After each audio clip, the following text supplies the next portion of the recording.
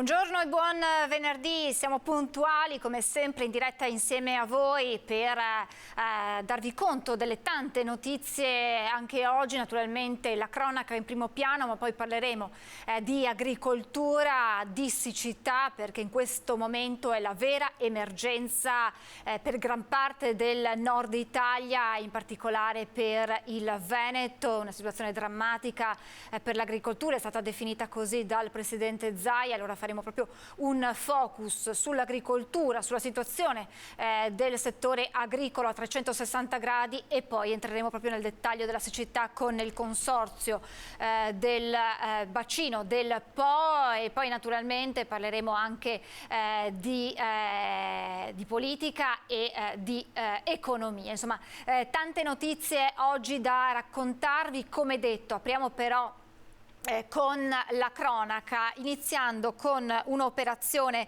della Guardia di Finanza di Venezia su delega della Procura della Repubblica, che ha eseguito un provvedimento di sequestro preventivo di beni mobili, immobili e disponibilità finanziarie per circa 7 milioni di euro nei confronti di 2 aziende e complessivamente di 8 persone coinvolte nel fallimento di una società già proprietaria di un centro commerciale del veneziano. L'operazione è frutto di un'attività investigativa diretta dall'autorità giudiziaria ed eseguita dal nucleo di polizia economico-finanziaria di Venezia, che ha consentito di raccogliere diversi elementi indiziari a carico degli amministratori dell'impresa con possibili violazioni penali di carattere societario e tributario, nonché alla Procura della Repubblica di richiedere al Tribunale il fallimento della stessa società. E adesso la tragedia, l'epilogo di quanto era accaduto il 10 giugno scorso nel Trevigiano, a Breda di Piave, dove un ciclista era stato investito da un'auto pirata. La vittima purtroppo non ce l'ha fatta e dopo quasi 2 settimane di agonia si è spento ieri al Cafoncello di Treviso.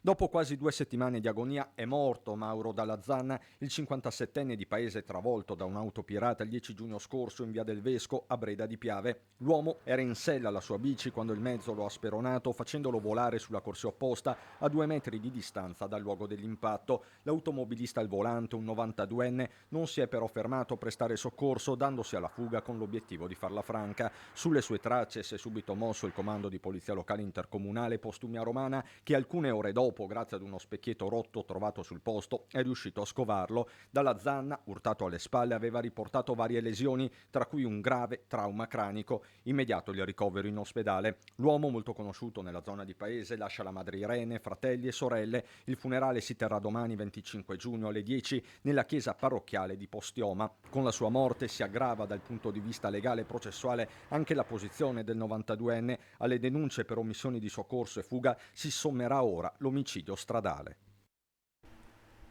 Il GIP di Venezia ha disposto la misura cautelare degli arresti domiciliari nei confronti di Alberto Crozzolini, il 36enne di Roncade. Restiamo dunque in provincia di Treviso, che domenica aveva investito e ucciso un 25enne a Mestre. Dura la posizione del sindaco di Roncade. Questa decisione lascia esterrefatti e sconcertati, perché ci domandiamo che cosa deve fare una persona per finire direttamente in galera, e comunque sia si tratta dell'uccisione di una persona. Ed è così che commenta il sindaco di Roncade, Pieranna Zottarelli, la decisione del GIP di Venezia, che ha convalidato l'arresto e disposto gli arresti domiciliari in attesa del processo nei confronti di Alberto Crozzolin, 36enne di Roncade, che domenica pomeriggio, a Mestre, drogato al volante, ha travolto e ucciso con la sua auto il 25enne Quele Dembele.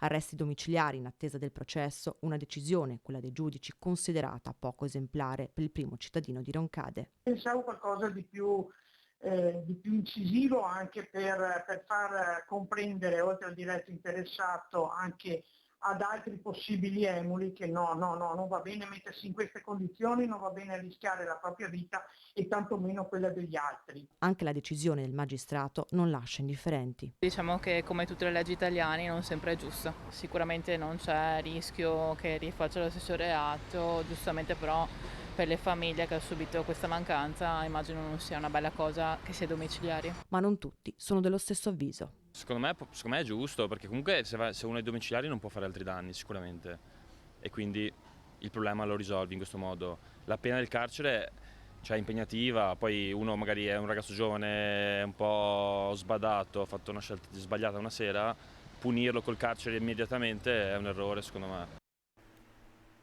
E purtroppo non si fermano gli incidenti sulle strade venete, altri due sinistri nelle ultime ore sulle strade della provincia di Padova, all'Alba, a Codevigo, lungo la Romea c'è stato uno scontro tra un'auto e una cisterna, questa fortunatamente era vuota. Erano le 6 quando lungo la strada regionale Romea si sono scontrate un'autocisterna che trasporta gas argon e un veicolo. La cisterna viaggiava vuota e entrambi i veicoli sono finiti fuori strada. Ferito il conducente dell'auto, i vigili del fuoco sono intervenuti sul posto con il personale del SUEM e hanno lavorato per mettere in sicurezza i mezzi e tamponare una perdita di gasolio dal serbatoio del camion. Un incidente era avvenuto anche ad Arre poco prima della mezzanotte. Per evitare di investire un cane, un'auto è uscita di strada ribaltandosi. Sul posto i vigili del fuoco arrivati da Este che hanno messo in sicurezza e recuperato il veicolo. Incidente domestico fatale per una suora della comunità Villa Regina Mundi di Treviso. È una comunità in lutto, quella di Villa Regina Mundi, per la tragica scomparsa di Giulietta Cambus, conosciuta come Suor Eligia. Aveva 87 anni e mercoledì sera è stata trovata senza vita dalle sue consorelle, schiacciata dall'armadio della propria camera da letto. L'incidente è avvenuto poco prima delle 19. Suor Eligia non è riuscita nemmeno a gridare aiuto. Le ante dell'armadio l'hanno colpita all'improvviso, facendole sbattere la testa contro la sedia della stanza. Una dinamica fatale. A lanciare l'allarme sono state alcune consorelle della congregazione Pie Suore della Redenzione che, non vedendola, sono andate a chiamarla. Qui la tragica scoperta: per Suor Eligia non c'era più nulla da fare. Sul posto sono intervenuti, oltre ai sanitari del SUEM 118, anche gli agenti della questura di Treviso. La data dei funerali verrà fissata dopo il nulla osta da parte del magistrato. Profondo cordoglio da parte delle ospiti della struttura Villa Regina Mundi, che accoglie le ragazze madri con problemi di dipendenze. E adesso andiamo a Vicenza per tornare a parlare dell'atto vandalico ai danni della sede cittadina della CGIL. Continuano le indagini della Digos. Due V incrociate a forma di W contenuta in un cerchio rosso. È da questo simbolo che sono partite le indagini sull'atto vandalico con cui l'altra notte sono stati imbrattati gli ingressi della CGIL di Vicenza e della sede del CAF. Gli investigatori della Digos starebbero visualizzando le immagini delle telecamere di sicurezza pubbliche e private che inquadrano la zona di Via Vaccari a Vicenza. Le indagini riguarderebbero anche un video diffuso sui social in cui un gruppo non meglio definito, se non appunto dalla sigla VV, ispirata al film V per Vendetta, rivendica di aver come obiettivo le sedi dei sindacati, accusando CGIL, CISL e UIL di aver appoggiato l'obbligo della vaccinazione e il Green Pass. Anche l'atto vandalico di Vicenza potrebbe essere ricollegato ad altri episodi simili rivendicati nel video. Intanto si starebbe stringendo il cerchio attorno ai presunti responsabili materiali dell'imbrattamento della sede CGIL e CAF di Via Vaccari a Vicenza.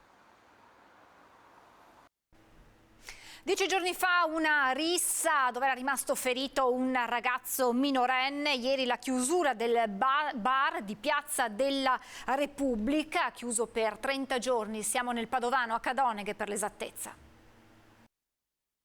Sono stati gli agenti della Polizia Locale di Cadoneghe a eseguire l'ordinanza della Questura di Padova che dispone la chiusura per 30 giorni di questo bar di Piazza della Repubblica. Era il 14 giugno quando tra il titolare del locale, un cittadino cinese, e un gruppo di minorenni è scoppiata una rissa finita con una coltellata all'orecchio di uno dei ragazzi originari dell'est europeo presenti. Dall'indagine successiva ai fatti, il provvedimento emesso dal questore Antonio Sbordone, a cui sono arrivati i ringraziamenti del sindaco Marco Schiesaro, che annuncia, dopo quelli già eseguiti con la Polizia Locale di Venezia, altri controlli in tutto il territorio in collaborazione con gli agenti della Polizia Locale di Padova, con cui è stata sottoscritta una convenzione. Raffica di controlli delle forze dell'ordine nelle zone considerate più a rischio a Vicenza per quanto riguarda la sicurezza. Controlli a tappeto. Le forze dell'ordine entrano in azione nei quartieri dove i vicentini hanno segnalato episodi di criminalità e degrado. Un piccolo esercito di 30 uomini e donne della questura, dei carabinieri, della Guardia di Finanza, della Polizia Locale e del reparto prevenzione crimine della Polizia di Stato passa al setaccio Campomarzo, Piazzale della Vittoria a Monteberico, Viale San Lazzaro, Corso Santi Felice e Fortunato, Via Zamenhof, i quartieri Maddalene, San Bortolo, San Pio X, l'area dei Giardini Salvi, Parco Fornaci e il centro storico.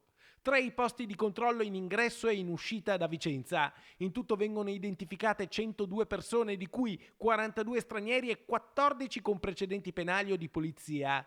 Verifiche anche su 25 veicoli e 5 locali. Al termine delle operazioni il questore firma 3 fogli di via obbligatori a carico di personaggi con precedenti senza alcun titolo per restare nel comune di Vicenza.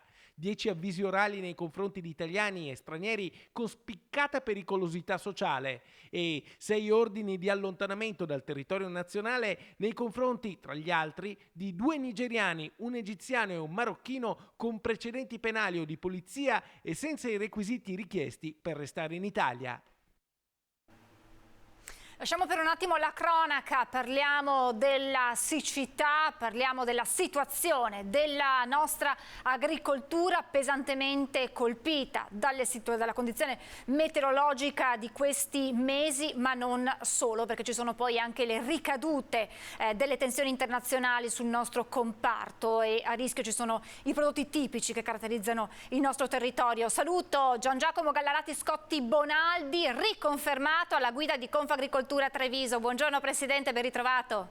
Buongiorno a lei, buongiorno a tutti. Intanto complimenti per questa riconferma alla guida dell'associazione in un periodo abbastanza delicato per il comparto. Iniziamo dal tema della siccità, Presidente. Il governatore Zaia ha detto che è una situazione drammatica sul fronte siccità, soprattutto per l'agricoltura. Immagino che voi sposiate queste parole.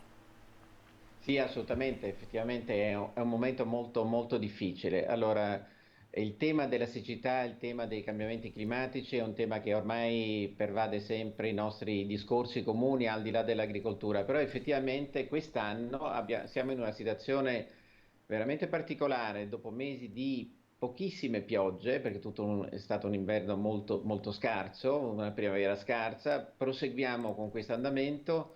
E vediamo come alcune zone d'Italia, siamo tutti sotto il caldo, ma alcune zone soffrono di una siccità decisamente più accentuata rispetto alle medie degli anni passati. Una di queste è la nostra area, il nostro Veneto, oltre a Lombardia e Piemonte ovviamente. E le nostre aree sono particolarmente colpite.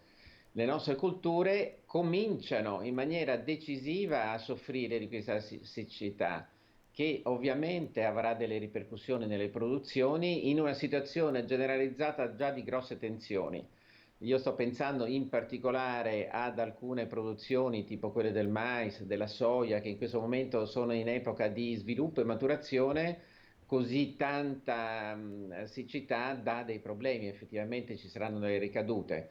Per fortuna su altri settori ce ne sono meno, tipo il grano che stiamo raccogliendo proprio in questo periodo, però diciamo che siamo a fine giugno. In genere queste situazioni potevamo trovare fine luglio, inizi d'agosto. Siamo partiti con netto anticipo, un mese di anticipo, sapendo che poi tutti i bacini sono abbastanza scarichi, i nostri fiumi sono in una situazione e canali pietosa, stato sospeso il prelievo dell'acqua in molti canali.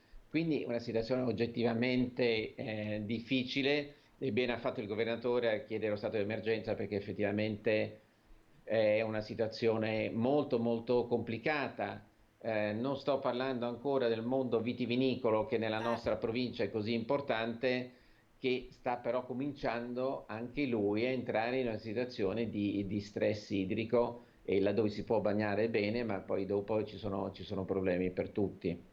Allora, andiamo un attimo con ordine, Presidente. Lei ci ha parlato di produzione a rischio. È troppo presto, immagino, per quantificare a quanto potrebbe ammontare in termini percentuali questa mancanza di prodotto sul mercato? Sì, guardi, intanto... Non la sentiamo, Presidente, la vediamo, però c'è l'effetto acquario, non sentiamo la sua voce. Proviamo? No. Niente, abbiamo un problema con l'audio con il Presidente Bonaldi. Abbiamo capito, insomma, quelli che sono i settori in questo momento particolarmente colpiti dal tema della siccità. E c'è anche però, si guarda già al futuro, quindi quella che è la produzione vitivinicola. Vediamo se abbiamo ripristinato non solo il video ma anche l'audio con il Presidente Bonaldi. No, forse no.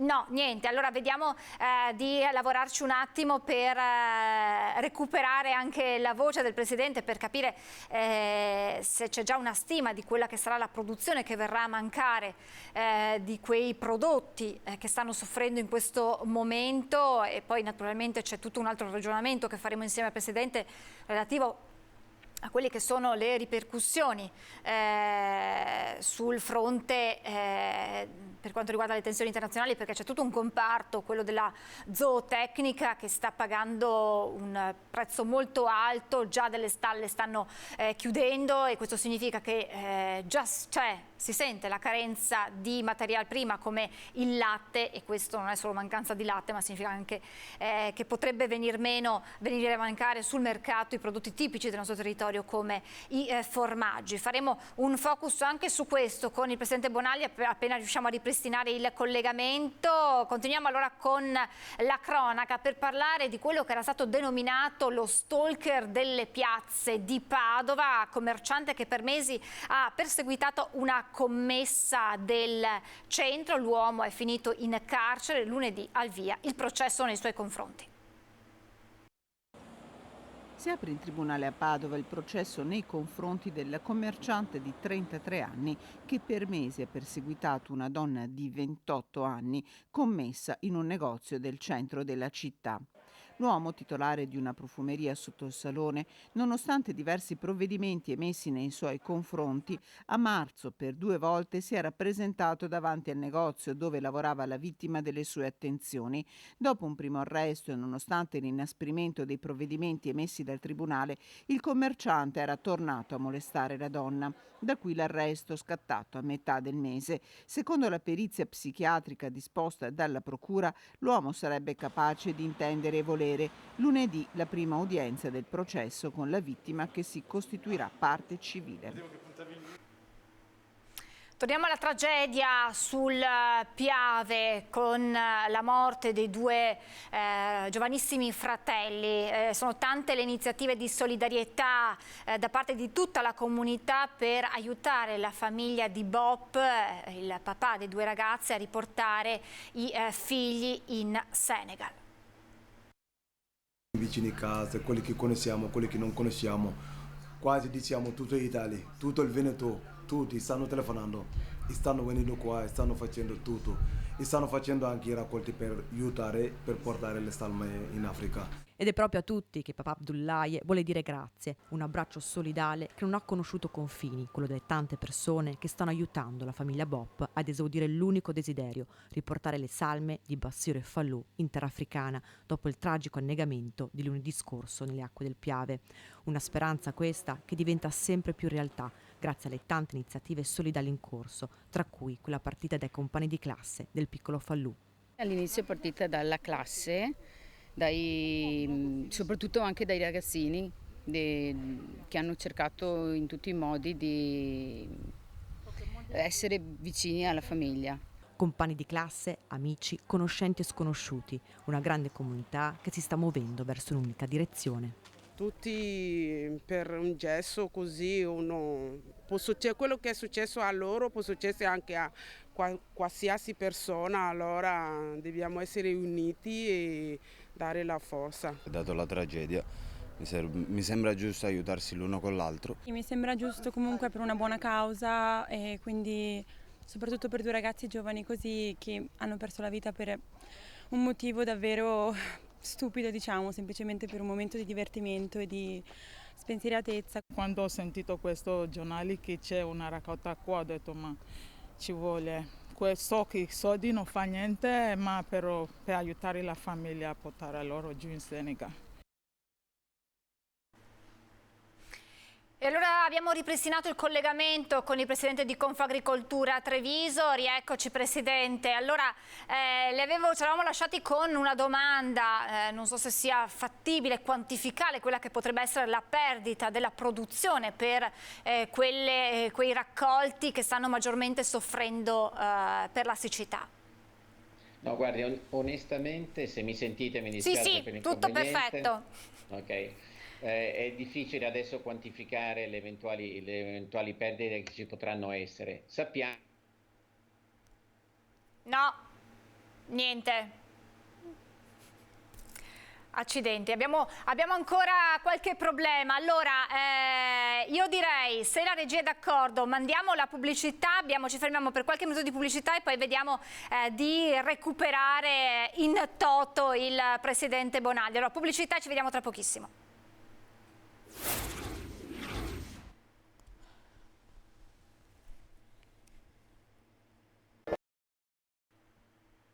Siamo tornati in diretta, speriamo di essere più fortunati in questa seconda parte con il collegamento. Stiamo parlando di siccità e a proposito tra pochissimi istanti continueremo sulla scia e chiederò al presidente Bonaldi di pazientare qualche minuto perché andiamo proprio sul Po per capire quella che è la situazione con il direttore del consorzio di bonifica per avere una fotografia ancora più chiara di quella che è la situazione siccità.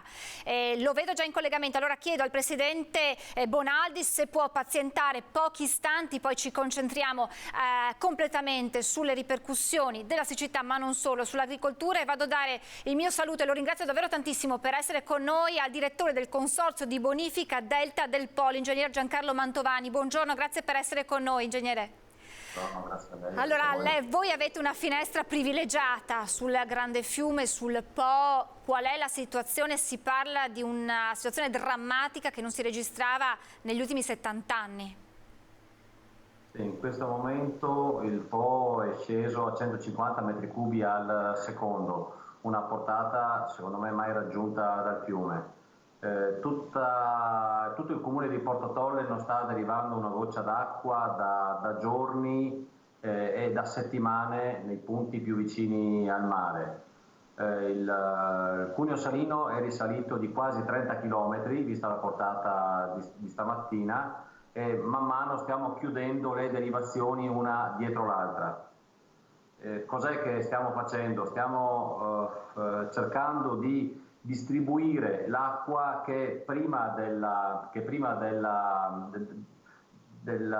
risalita del Cuneo Salino così consistente avevamo utilizzato per rimpinguare tutta la rete di scolo. Stiamo con le pompe e con tutta una serie di mezzi a nostra disposizione cercando di prendere l'acqua dalla rete di scolo e metterla nella rete irrigua per cercare di lenire i grossi danni che stiamo vedendo. Però immagino che anche quest'acqua in qualche modo messa da parte prima o poi finirà, cioè per quanti giorni ne avete a disposizione? Esatto, per pochissimi, perché comunque l'acqua salata del fiume sta filtrando attraverso gli argini, quindi questa filtrazione attraverso gli argini va ad insalare la falda che va ad insalare i canali, quindi giorno per giorno vediamo che la situazione peggiora perché mi si sta insalando anche l'acqua che avevo invasato in tutta la rete di bonifica. Il problema è che la filtrazione salata che mi sta entrando nelle falde non la si manda più via, cominciamo a vedere dagli argini una fascia di 50, 100, 150 metri dove i prodotti stanno morendo perché stanno bevendo acqua salata. Le soluzioni ci sono, non sono soluzioni a breve, però se in questo momento non viene finanziata la progettazione di una nuova barriera innovativa, barriera antisale alla foce del Po di Pila, è inutile continuare a parlarne. Questa situazione ha dimostrato nel 2022 e anni precedenti fino al 2003, 2006, 2012, 2017, troppe volte sta succedendo, se non corriamo ai ripari non riusciremo più a mandare via l'acqua salata che si sta che si sta depositando all'interno delle nostre falde, che sono superficiali. Questa è un'emergenza in qualche modo annunciata, direttore, nel senso che voi dei consorzi di bonifica avevate già lanciato da diverso tempo questo allarme, probabilmente caduto nel vuoto, inascoltato se siamo arrivati a questo punto. Siamo riusciti a far finanziare la barriera antisale alla foce dell'Adige. Stiamo concludendo la progettazione esecutiva, andremo in appalto entro l'anno e quindi là siamo riusciti ad ottenere il finanziamento. Stiamo cercando da anni ormai, perché se ne parla dal 2012-2013, di far finanziare almeno la progettazione, in modo tale di avere una progettazione esecutiva che poi, quando verranno reperite anche le risorse per l'esecuzione dei lavori, riusciamo a dare soluzione al problema, altrimenti ne parliamo, ma non arriviamo mai alla fine. È un evento che si ripete con troppa frequenza e la situazione veramente sta peggiorando, perché sempre più fasce larghe rispetto agli argini stanno diventando improduttive. Queste sono le soluzioni nel lungo termine. Nel breve termine mi sembra di capire che ci sia poco da fare. Quello che stiamo facendo in questi anni, abbiamo realizzato un invaso sull'ansa di Volta Vaccari, una vecchia ansa abbandonata del fiume Po, 1 milione di metri cubi. Abbiamo realizzato un bacino di deposito di 400.000 metri cubi sull'isola della Donzella. Come le dicevo, quando abbiamo un po' d'acqua dolce la invasiamo, non ne buttiamo via una goccia per mantenerla e per cercare di andare avanti il più possibile. Queste sono le cose che possiamo fare oggi. Non ho in mente altre soluzioni da dare nel brevissimo periodo, se non dare l'acqua, cercare di centellinarla, non sprecarla e darla a chi in quel momento ha bisogno. Quindi è un razionalizzare l'acqua al massimo, però lei insomma diceva senza mezzi termini che purtroppo ci sono delle colture che stanno già morendo proprio perché entra l'acqua salata, quindi poi questa è proprio la caduta catena su quello che è il comparto agricolo di cui stavamo parlando poco fa e di cui torneremo a parlare con il presidente di Confagricoltura. Ma il problema non è solamente agricolo, il problema è agricolo principalmente, ma proviamo a pensare che noi beviamo l'acqua del fiume. A Montemolo c'è una centrale di potabilizzazione, in queste ore stanno montando un desalinizzatore, tanto per capire qual è la situazione qua.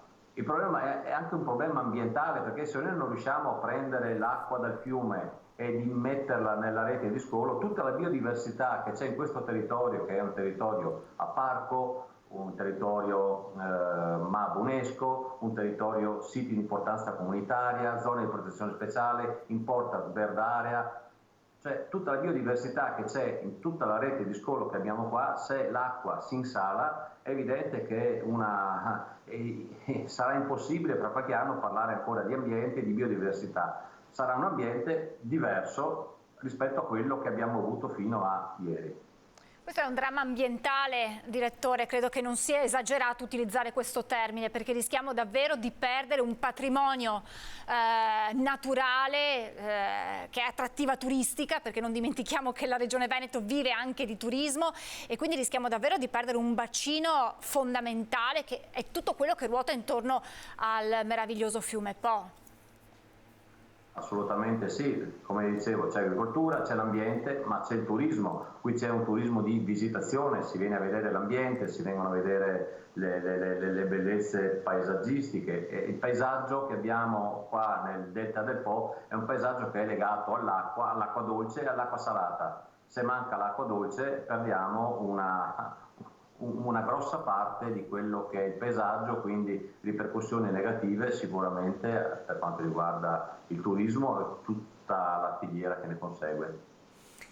Si arriverà a quello che è lo scenario paventato, quello di una razionalizzazione dell'acqua anche per le abitazioni, per i cittadini? Sarà questa la strada se dal cielo non arriverà la tanto attesa pioggia, ma pioggia insomma di un certo livello? Ho visto che già i sindaci hanno emanato hanno chiesto alla cittadinanza di evitare gli sprechi, di non lavare le macchine, di non usare l'acqua di notte, di non far funzionare le fontane, cioè di attivare tutte quelle buone pratiche che garantiscono un risparmio della risorsa acqua. Ormai in campagna non stiamo risparmiando tutto, perché non deriviamo una goccia d'acqua in tutto il territorio di Porto Tolle e in tutto il territorio di mezza isola di Ariano. Quindi in questo momento non stiamo sprecando assolutamente niente.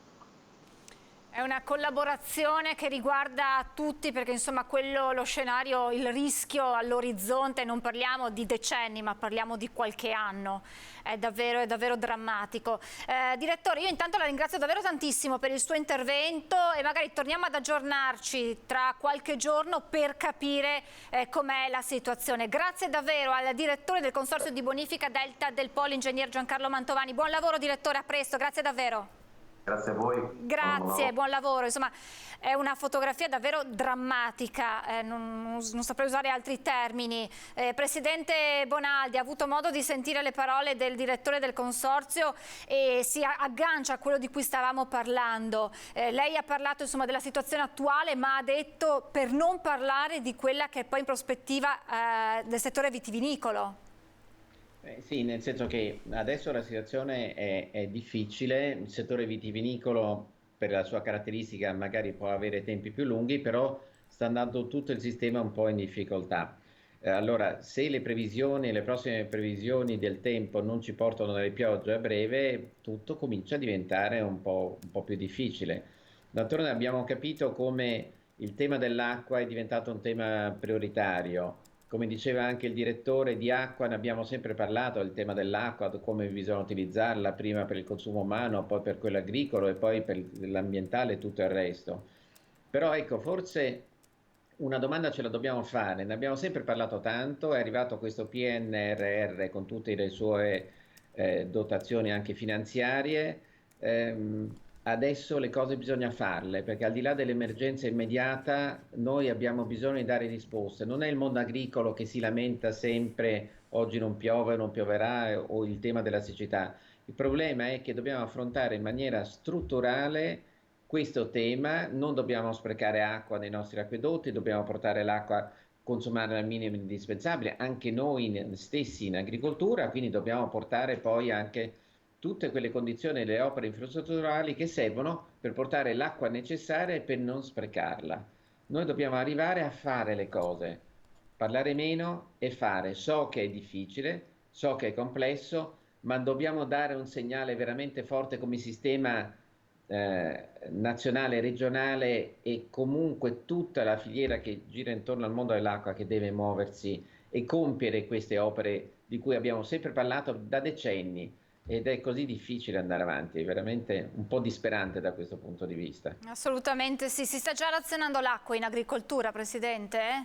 Sì, assolutamente, nel senso che anche noi siamo costretti, lo facciamo già normalmente nell'utilizzarla per distribuirla su tutto il territorio, però già oggi alcuni canali è sospesa il prelievo dell'acqua, ma lo vediamo tutti i giorni, nel senso che i canali sono bassi. I fiumi sono bassi, prima abbiamo parlato del Po che è in una situazione critica, ma anche il Piave non è in una situazione felice, tanto per parlare di zone più vicine a noi. È una situazione che, sì, è vero, c'è la siccità, c'è tutto, ci sono altri paesi che però lavorano in situazioni climatiche molto più difficili delle nostre, ma che affrontano in maniera diversa il tema della siccità. Sto pensando a Israele, l'Australia, dove certamente hanno situazioni climatiche completamente opposte alle nostre, molto più difficili, ma riescono brillantemente a risolvere il tema. È perché è diventato prioritario già da anni. Noi forse ci siamo adagiati troppo sul fatto di avere l'acqua a disposizione, tutto sommato. Poi l'anno in cui piove ci tendiamo a dimenticare delle cose e tutto viene rallentato. Con questo non voglio dire che non sia stato fatto niente fino ad oggi. I consorzi di bonifica, sul quale anche noi partecipiamo, fanno molto, ma c'è da dire che come sistema dovremmo fare molto di più. Presidente, posto il fatto che vanno fatti questi interventi quanto mai urgenti e probabilmente già troppo tardi in qualche modo, lo stiamo capendo, ma insomma l'importante è farli. Se non dovesse piovere, ma piovere in modo significativo da qui ai prossimi giorni, che cosa succederà per la nostra agricoltura e quali sono, se ci sono delle zone più in difficoltà nella Marca Trevigiana rispetto ad altre, o se è una situazione diffusa su tutta la provincia? Beh, diciamo che intanto la Pedemontana, diciamo, ha avuto forse un po' una situazione climatica diversa, nel senso che ha avuto più acqua sicuramente, più pioggia, anche grandine a dire la verità, ma insomma tanto per non farsi mancare nulla, però diciamo che quell'area lì ha avuto qualche vantaggio da questo punto di vista in più. Mano a mano che ci spostiamo verso il mare, mettiamola così, in quelle direzioni là, la pioggia è mancata completamente. Quindi alcune culture andranno in difficoltà, quello senz'altro. Ovviamente, come vi dicevo prima, il mais, in particolare laddove non si può portare l'acqua, la soia e poi tutti questo tipo di prodotti saranno quelli che subiranno più problemi nel prossimo periodo. E poi via via, mano a mano che andrà avanti il tempo, anche il resto. Diciamo che il settore vitivinicolo è quello che arriverà più tardi a subire delle conseguenze, anche perché ci sono più situazioni in cui è possibile irrigare con un'irrigazione mirata, con pochissimo spreco, e quindi probabilmente poi c'è un apparato radicale completamente diverso dalle altre piante, quindi potrà, diciamo, far fronte meglio a questo stress. Però dobbiamo veramente porci il tema prioritario di questo elemento acqua, che per noi è fondamentale. C'è poi un settore che sta soffrendo per altri motivi, è quello della zootecnia. Proprio l'assessore Caner un paio di giorni fa, durante la nostra diretta, ci aveva detto che molte stalle stanno chiudendo. Viene a mancare il latte, e questo è anche un allarme che c'era stato dato dai commercianti, e che vedono venir meno gli ordini, perché molti produttori stanno riducendo gli ordini, e questo si traduce nel venir meno di quei prodotti tipici. Pensiamo ai formaggi conosciuti in tutto il mondo. Possiamo fare un quadro della situazione, anche se ha qualche dato, Presidente? Il tema della zootecnia è sempre stato molto, molto delicato. In questo ultimo periodo poi ha avuto un'accelerazione queste difficoltà. Come abbiamo anche detto in precedenza, il tema dell'energia, del costo di trasformazione, questo ha avuto degli elementi impattanti sul sistema enorme. Già era in difficoltà, con questo elemento ha acuito, come per tutto il resto del settore, ma chi è già in difficoltà ovviamente subisce danni peggiori. A questo si è aggiunto il tema dell'alimentazione di tutti gli animali, che ha subito un'impennata nei prezzi importante, ha favorito magari i produttori, ma da questo punto di vista chi poi ne deve usufruire ha subito un aumento dei prezzi importantissimo, che si è sommato al costo dell'energia, come dicevo. È chiaro che molte stalle sono andate in enormi difficoltà. Il tema della siccità poi tenderà a far sì che i prezzi anche dei prodotti che poi sul quale alimentano gli animali tenderanno a rimanere alti. A questo poi ci mettiamo la guerra in Ucraina, tutte queste problematiche a livello internazionale, nel trasferimento anche dei prodotti ucraini verso l'Europa e altri paesi dell'Africa. Questo contribuirà ovviamente a mantenere i prezzi alti e a rendere sempre quel tipo di produzione zootecnica, che sia da latte o anche da carne, difficile, molto difficile. D'altronde numeri precisi adesso è difficile darne su chi chiuderà. Che chiuderanno in parecchi è sicuro, perché le difficoltà sono da troppo tempo e in questo momento si sono troppo acuite per non provocare poi dei danni effettivi. Si sta cercando di fare qualcosa nella nuova politica agricola comunitaria, lo Stato italiano sta cercando di indirizzare gran parte di questi sostegni al settore zootecnico. Ecco, il tema è verificare se poi saranno sufficienti e se permetteranno poi a chi continua in questa attività a permanere in questo settore. Diceva sempre l'assessore Caner, tra qualche mese, tra un anno ci troveremo in una situazione paradossale di andare in Germania a prendere il latte, perché dall'estero vengono a prendere il nostro bestiame per la produzione del nostro latte, che poi porta a creare questi formaggi, questi prodotti tipici, e quindi se non ci sarà il latte veneto non ci saranno nemmeno proprio questi prodotti tipici veneti. È una situazione, un'emergenza, un allarme che condividete, Presidente? L'assessore Caner magari sta facendo uno scenario, ha fatto uno scenario quello più pessimistico ovviamente, ma anche il possibile, voglio dire, che si arrivi anche a questi livelli. Nel latte, dove noi eravamo autosufficienti sostanzialmente, quindi potevamo produrre tutto il latte che ritenevamo e anche i formaggi di nostra produzione tipica, è chiaro che subirà una contrazione probabilmente. Ecco, bisognerà vedere per quanto tempo queste difficoltà continueranno a insistere sul settore per poi fare una verifica effettiva di quelli che saranno i danni. Io ricordo che però non solo per il latte, ma come tante altre produzioni, ormai l'Italia non è autosufficiente ed è costretta a importare anche dall'estero il prodotto, che poi ci aiuta nel nostro sistema nazionale, nella nostra industria agroalimentare. Come si è arrivati a questo punto, a non essere autonomi per questi settori? Colpa della globalizzazione, secondo qualcuno, colpa di non aver fatto delle politiche per favorire la crescita di questi settori che sono un patrimonio non solo economico ma anche in qualche modo culturale dei nostri territori? Ma guardi, io ho l'impressione che noi non abbiamo una politica agricola nazionale, ma abbiamo una politica agricola comunitaria a livello europeo.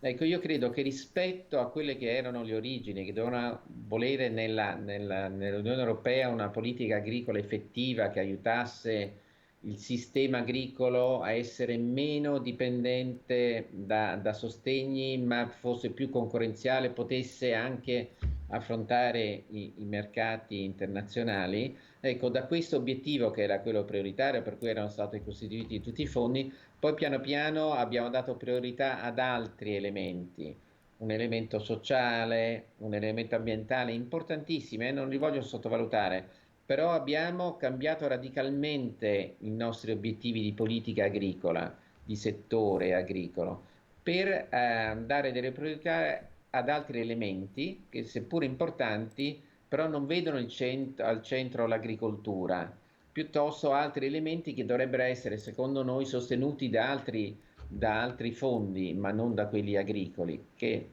noi ci dobbiamo confrontare con un mercato. Forse il nostro elemento non è quello di essere autosufficienti, perché non è lì il punto, però di avere un'agricoltura, aziende agricole che siano in grado di resistere anche a stress così importanti, a crisi di questo genere, e che non debbano paventare la chiusura delle proprie aziende perché non riescano a stare nel sistema. Presidente, insomma, è necessario intervenire sulla siccità, intervenire per dare sostegno alle aziende, insomma c'è molto lavoro da fare per questo settore fondamentale per la nostra economia. Grazie davvero per il suo intervento, grazie al Presidente di Confagricoltura Treviso, Gian Giacomo Gallarati Scotti Bonaldi, e torneremo presto ad aggiornarci anche con lei. Grazie e buon lavoro, Presidente. Grazie a voi. E questa dunque è la situazione per quanto riguarda l'agricoltura, una situazione non certo facile, e sono necessari interventi quanto mai urgenti per far fronte alle difficoltà che il settore sta vivendo.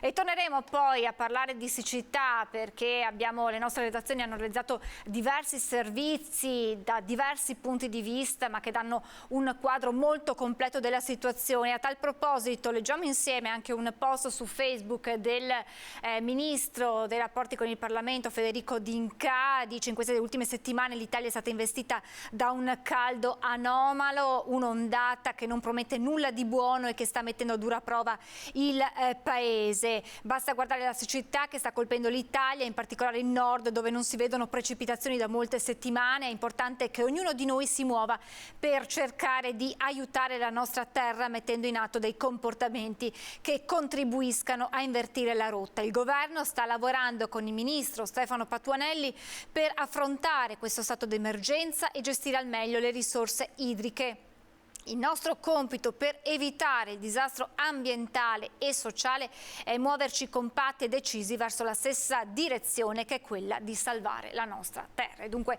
anche su questo fronte il governo è al lavoro, ma adesso torniamo alla cronaca, perché è caduta l'accusa di riciclaggio, sono liberi i coniugi che erano detenuti in Tanzania. Lei padovana, lui inglese, erano stati accusati dagli ex soci. Sono già usciti dal carcere a Zanzibar, dove si trovavano in condizioni precarie dal 7 giugno, e sono completamente liberi. Per la padovana Francesca Scalfari e suo marito Simon Wood, il giudice ha emesso una sentenza che fa cadere completamente l'accusa di riciclaggio, l'unica che a Zanzibar prevede la custodia cautelare senza cauzione. Abbiamo dimostrato che la giustizia, anche se viene ostacolata, fa il suo corso. Non ho avuto dubbi il giudice donna che oggi presiedeva l'udienza a dichiarare strike out, facendo cadere tutti i capi di imputazione che hanno portato Simon e Francesca tutti questi giorni di carcere. Il pubblico ministero aveva annunciato per oggi prove e testimoni che invece non ci sono stati, e il giudice ha così liberato su cauzione la donna padovana e il marito inglese. Ora il processo proseguirà per altri capi d'accusa minori, ma secondo l'avvocata bassanese Manuela Castagnaro la strada ora è in discesa. Il pubblico ministero ha annunciato l'appello, che potrebbe richiedere un paio di mesi. Simon e Francesca sono già sulla via di casa, finalmente liberi. Il processo continuerà per gli altri capi di imputazione minori. Tutto era nato da una causa intentata da alcuni ex soci, che conteneva anche l'accusa di riciclaggio, quella che ha portato in carcere la coppia. Abbiamo un aggiornamento di cronaca che arriva da Campo San Piero. Non so se riusciamo a vedere queste foto di questo incidente stradale accaduto lungo la statale del Santo pochi istanti fa. Un camion che trasportava rifiuti si è uscito di strada. Naturalmente adesso saranno in corso indagini per capire la dinamica dell'incidente. È uscito autonomamente di strada e vedete si è completamente capovolto. L'autista, che è stato immediatamente soccorso dai sanitari del SUEM, è rimasto ferito, ma non sembra essere in pericolo di vita. E continuiamo con la cronaca, con quello che ormai è stato rinominato l'eroe di Sant'Antonino. Siamo a Treviso, stiamo parlando di quel 28enne originario di Venezia ma residente a Treviso, che ha salvato una bimba di appena 4 anni che stava cadendo dal terrazzo di casa sua. Sentiamo le sue parole, il racconto e le emozioni, rivivendo quegli attimi infiniti. Sindaco, siamo con Lorenzo Tassoni. Eccolo qua al telefono. Buongiorno. Buongiorno. Volevo farti i complimenti e ringraziarti, perché la storia che abbiamo letto in questi giorni è una storia che mi ha colpito davvero tanto per tanti motivi, ma soprattutto perché è stata salvata una bambina, e quindi volevo davvero ringraziarti tanto e approfittare anche per invitarti in municipio lunedì all'1 se puoi, perché così tutta la comunità ti ringrazia. Ok. Qualcosa di straordinario. È arrivata così questa mattina, mentre giravamo in servizio, la convocazione dell'eroe di Sant'Antonino a Casugana. Una lunga telefonata con il sindaco Mario Conte, al termine della quale Lorenzo era evidentemente emozionato. Stai dimostrando davvero un grande cittadino, un grande uomo. Grazie, veramente. Non so veramente cosa dire, cioè nel senso, veramente. Grande umiltà per questo 28enne veneziano che da diversi anni vive a San Zeno. Laureato a Padova, in Laguna ci torna quasi ogni giorno, visto che lavora come addetto museale a Palazzo Manfrini. Lunedì alle 5 del pomeriggio si è trovato al posto giusto nel momento giusto, ovvero sotto questo palazzone di via Sant'Antonino, quando è caduto a terra un tablet e stava per precipitare una bambina di 4 anni. Ho sentito proprio dal nulla questa cosa che è caduta, questa altezza, e non ho fatto altro che proprio mettermi così e guardare verso l'alto. Ho alzato la testa, ho visto questa scena di questa bambina appesa con un braccino là sopra sul lato corto del terrazzo, che mi guardava senza urlare appunto, ma solo impaurita, cioè proprio. E poi quando si è mollata dove ha sbattuto? Ha sbattuto da qualche parte o è venuto direttamente sulle tue braccia? Non è rimbalzata su questo terrazzo qui, e appunto secondo me è stato questo ad avermi permesso di prenderla più saldamente, se no non lo so cosa sarebbe successo. Non ho urlato, ma ho detto a gran voce ti prego no, avvicinandomi, perché ero sconvolto dalla cosa. No. Dopo che è arrivata prima la madre in bicicletta, visto i sanitari attorno alla bambina, si è gettata dalla bicicletta in preda al panico, proprio divincolandosi. Poi una volta calmata mi ha baciato un piede che non... Il papà invece? Ha visto la bambina, era tutto bene, mi ha abbracciato anche lui, ci siamo abbracciati, io in lacrime, ovviamente anche tutti in lacrime.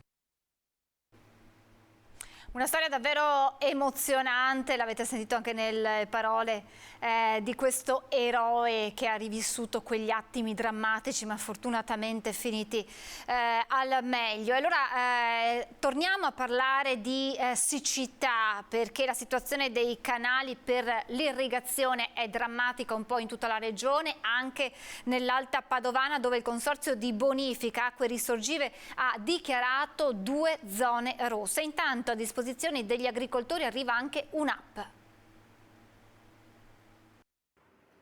In fortissima sofferenza il Muson Vecchio, in fortissima sofferenza anche il Vandura. Sono state dichiarate zone rosse queste aree dell'Alta Padovana tra i comuni di Massanzago, Borgoricco e Campo San Piero. Canali irrigui quasi a secco, turni fissi per gli agricoltori che spesso rinunciano alla seconda semina di grano e soia prevista in queste settimane. Per distribuire equamente la risorsa acqua, preziosissima per tutti gli agricoltori, il Consorzio di Bonifica Acque Risorgive, che opera in questo distretto, ha messo a disposizione un'app scaricabile sul telefonino che permette di conoscere in tempo reale, oltre ai turni, la disponibilità dei canali. La preoccupazione resta altissima. Se non pioverà nei prossimi 10 giorni, commenta Francesco Cazzaro, presidente del consorzio, sono a rischio tutti i raccolti. Segnali sempre più preoccupanti anche nella Marca trevigiana. A Treviso con i canali interni sono al deflusso minimo per evitare problemi igienico-sanitari, ma la preoccupazione maggiore è per il fiume Sile, che si è considerevolmente abbassato, evidenziando come le falde stiano diventando sempre di più aride.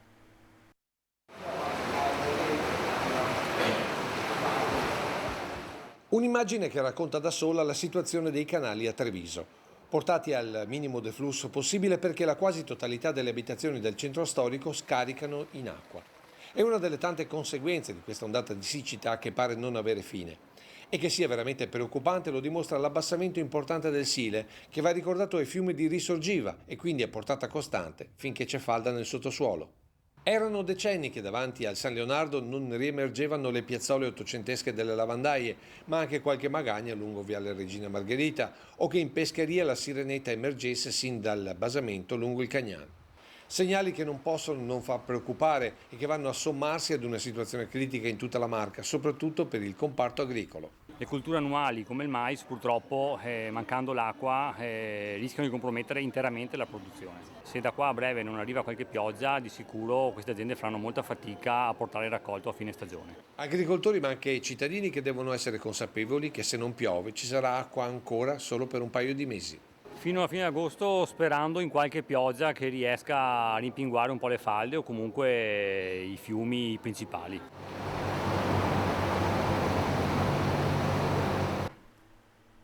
E siamo andati a vedere com'è la situazione in un'azienda agricola, alle prese proprio con la siccità.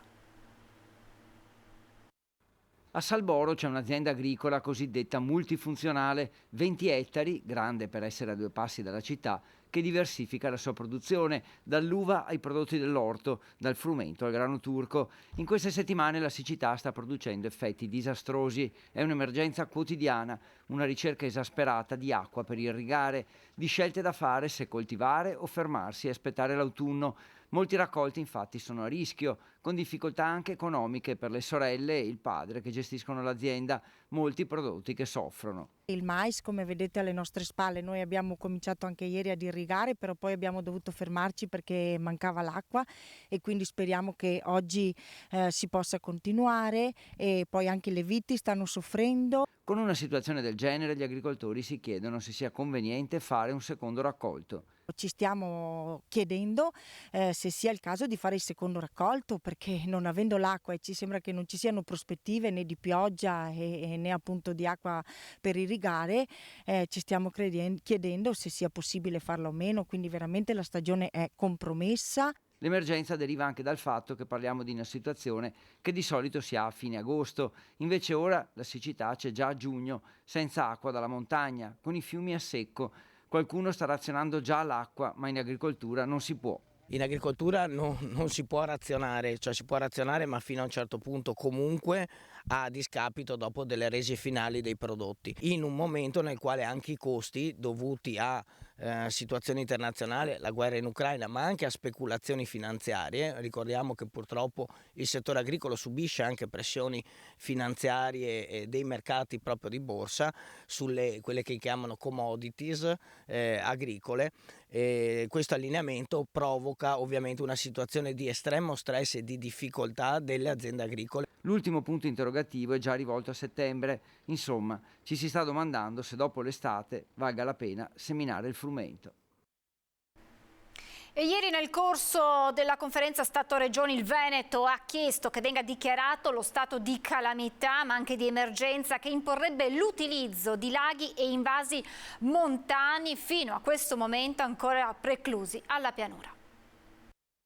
Farsi dare l'acqua da chi la sta trattenendo per altri fini che non siano consumo umano o agricolo. Questo è l'obiettivo del Veneto, che ieri ha chiesto al governo che sulla siccità venga chiesto lo stato di calamità e di emergenza. Calamità perché serve ad avere le risorse per ristorare gli agricoltori, e l'emergenza per utilizzare la risorsa acqua che c'è ed esiste in alcuni bacini, per esempio montani, che grazie allo stato di emergenza può essere utilizzato per la pianura, perché altrimenti altre regioni, altre comunità o semplicemente i gestori di questi bacini, penso a chi li utilizza per l'idroelettrico, non vuole rilasciare l'acqua alla pianura per farne un uso diverso, che è quello di produzione energetica. Nel mirino il Trentino, che continua a negare la crescita del deflusso dai laghi per aumentare la portata di Adige e Brenta. Situazione meno tesa per il lago di Garda, dove le comunità condividono l'aumento del deflusso tramite il Mincio verso il Po, che in questo momento vede il cuneo salino risalito di oltre 20 km.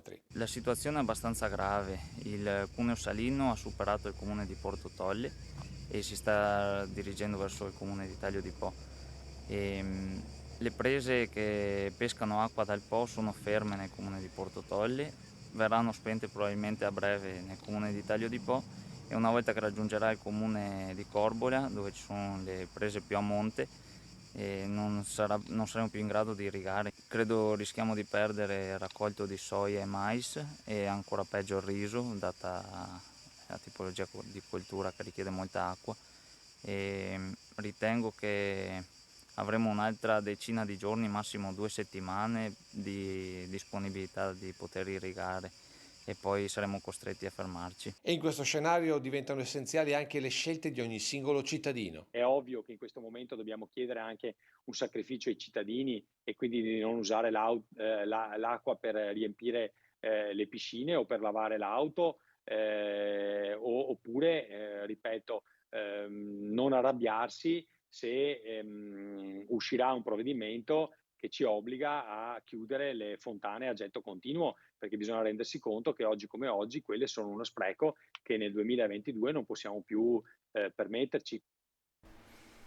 E dunque potrebbero essere in arrivo nuovi provvedimenti per cercare di arginare questa emergenza legata alla siccità, ma adesso lasciamo per un attimo questo tema e vado subito a Padova dalla nostra Chiara Gaiani insieme a Federico Cibotto per raccontarci del cammino di Antonio 2022. Buongiorno Chiara. Francesca, buongiorno a te e a tutti i telespettatori. Ci troviamo nel chiostro del Paradiso, all'interno proprio della Basilica del Santo. Con me, e lo ringrazio per essere qui, padre Roberto Brandinelli, che è il ministro provinciale della provincia italiana di Sant'Antonio di Padova, e poi chi effettivamente partirà domani, e cioè quello che viene definito il pellegrino zero, Georges Leitao, e chi ha curato tutto questo progetto, e cioè Alberto Friso. Partiamo proprio però da padre Roberto Brandinelli, per chiedergli il significato di questo progetto, un progetto fortemente voluto da voi frati. Ricordiamo che nel 1220 Antonio sbarcò naufrago sulle coste della Sicilia e poi nel giro di circa 2 anni risalì tutta l'Italia, arrivando poi a Padova. Questo è un cammino proprio sulle orme di Antonio, con Antonio che sarà compagno di viaggio, perché all'interno di uno zaino sarà trasportato anche un reliquiario di Antonio. Sì, di fatto Antonio torna a percorrere quel cammino che attraversò l'Italia 800 anni fa, arrivando ad Assisi nel 1221, nel maggio del 1221, dove incontrò Francesco di Assisi e i frati che si radunarono in quello che è passato alla storia come il più grande capitolo dei francescani, appunto il capitolo delle Stuoie. Poi da lì Antonio, insieme al provinciale di Romagna, frate Graziano, trovò alloggio in un eremo sulle colline romagnole a Monte Paolo, dove rimase circa 1 anno e mezzo, fino a che nel settembre del 1222, quindi quest'anno ricorrono proprio gli 800 anni, si svelò di fatto al mondo di allora attraverso una bellissima predica fatta in occasione di un'ordinazione sacerdotale nella cattedrale di Forlì. Mancava il predicatore e si rivolsero a lui perché sapevano che era sacerdote, dunque aveva la formazione sulla scrittura per poter predicare, e si svelò perché appunto fu bravissimo in quell'occasione ad annunciare il Vangelo. Un Antonio che tocca i cuori, un Antonio che camminerà, abbiamo detto, con i pellegrini di Antonio 2022. Alle mie spalle ringrazio Federico Cibotto, il doblò, il furgone che accompagnerà tutto il viaggio. Chiedo ad Alberto Friso di raggiungerci di qua, così è più vicino e permettiamo anche a chi entra ed esce dalla Basilica ovviamente di potersi muovere. Un progetto che voi state seguendo, su cui molti hanno lavorato, è davvero un grande lavoro di squadra che vi porterà pellegrini sulle strade d'Italia. Sì, noi diciamo che è un lavoro di squadra e ci aggiungiamo anche un'altra parola, è un lavoro di fraternità. È un lavoro di fraternità nella proposta, perché l'intera famiglia antoniana è coinvolta. Padre Roberto un po' rappresenta le varie realtà che intorno alla Basilica di Sant'Antonio esprimono nella contemporaneità Sant'Antonio, per l'appunto. È un elemento di fraternità perché forse per la prima volta nella storia questo percorso è patrocinato da tutta la famiglia francescana, quindi i frati francescani del primo ordine, cappuccini, minori, conventuali, Tor, le federazioni delle Clarisse, le francescane, le suore francescane di vita attiva e anche l'ordine francescano secolare, quindi i laici. Inoltre gli incontri straordinari con le persone lungo il cammino, con chi ci sta dando una grossissima mano nell'organizzazione, nella preparazione, nel predisporre tanti eventi di preghiera, di cultura, di spiritualità e di cammino in questi 3 mesi e mezzo di impegno. Ecco, chi da Padova raggiungerà la Sicilia prima in auto e poi inizierà a camminare è anche Georges Leitao, che questo cammino l'ha già percorso. Ci diceva prima: per me è stata una grande grazia fare a piedi questi 1800 chilometri. Sì, un'opportunità di grazia e misericordia, ma non solo a livello personale e spirituale, anche il fatto di conoscere tanta gente devota al santo, cioè seguendo sulle orme di Antonio, meditando sul suo vissuto, sulla sua vita e apprezzando l'amore, no, che ha espresso verso la gente e che la gente ci tiene verso di lui. Fu un'esperienza veramente soddisfacente, molto fruttifera. Da qua un invito alla gente a partecipare, perché è un'esperienza aperta, gli orari di partenza e i luoghi di partenza saranno tutti pubblici, dal meridione, dalla Sicilia fino qua in Veneto, okay? Per quello che è importante non è soltanto pellegrinare, significa esattamente quello, no? Abbandonare la porta di casa, il portale di casa nostra e metterci in cammino, in questo caso a fianco ad Antonio, che è un'opportunità unica, credo io, okay, verso il Signore che ci sta sempre aspettando con le braccia aperte. Molto bella questa immagine. Un frate accompagnerà sempre Antonio in questo cammino e lei stesso camminerà con Antonio in Romagna, in questa terra dove 8 secoli fa Antonio si è davvero rivelato a tutti, per poi arrivare a Padova e sappiamo quanto straordinario sia il legame tra Antonio e la sua gente. Sì, devo dire che rispetto a Jorge e Alberto la mia partecipazione sarà molto ridotta, però un paio di tappe riuscirò a camminarle anch'io in terra di Romagna, in quello che forse è lo snodo, diciamo così, celebrativo insieme all'arrivo a Padova principale, che è appunto quello di Forlì, che ricorda, come già dicevo prima, gli 800 anni della predica. Ecco, sicuramente è un momento, lo sento, ecco, sin da ora, un momento molto toccante, ecco, perché si tratterà di ripercorrere insieme ad Antonio, perché Antonio, come già dicevo prima, sarà presente con una sua reliquia, ripercorrere insieme ad altra gente quei luoghi che hanno visto Antonio presente lì e protagonista per più di un anno, ecco, in terra di Romagna. Ecco, domani mattina la partenza, poi il cammino inizierà il 30 giugno, un cammino che un po' i nostri telespettatori potranno vivere insieme a voi con delle pillole che dal 30 giugno saranno trasmesse su Rete Veneta, un emittente del gruppo. Un camminare, l'ha detto prima George, a cui vengono invitate tutte le persone dei luoghi, è un cammino libero, quindi è proprio un appello, soprattutto quando voi arriverete in Veneto, il 9 ottobre l'arrivo qui, ma un cammino preparatorio prima qui in Veneto.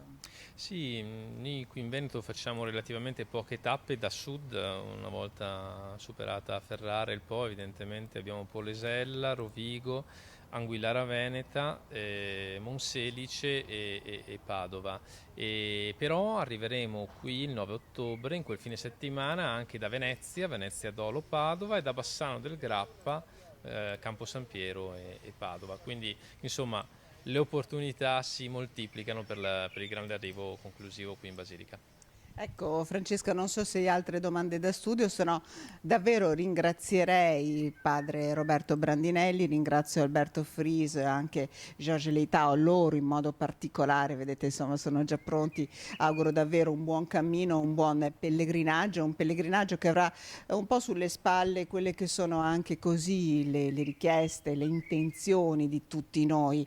Camminerete con un bel peso sulle spalle, ma spero, insomma, che il peso possa essere leggero, spero che il camminare sia un camminare col sole. Francesca, se non ci sono domande, da Padova restituisco la linea. Grazie davvero a Chiara Caiani, a Federico Cibotto e grazie davvero agli ospiti della collega, perché è stato molto bello il racconto di questo cammino di Antonio e dunque una nuova tappa per uno dei santi santo più amato. E adesso apriamo la pagina della politica, perché andiamo a conoscere uno dei sindaci eletti all'ultima tornata elettorale e vado a salutare, lo ringrazio per essere con noi, il neo sindaco di Lamon, Loris Maccagnan. Buongiorno sindaco, benvenuto. Buongiorno. Grazie per essere con noi. 24 anni, compleanno festeggiato proprio il giorno delle elezioni, non poteva esserci regalo più bello, sindaco? Sì, in realtà qualche giorno prima, ma poco cambia, sì.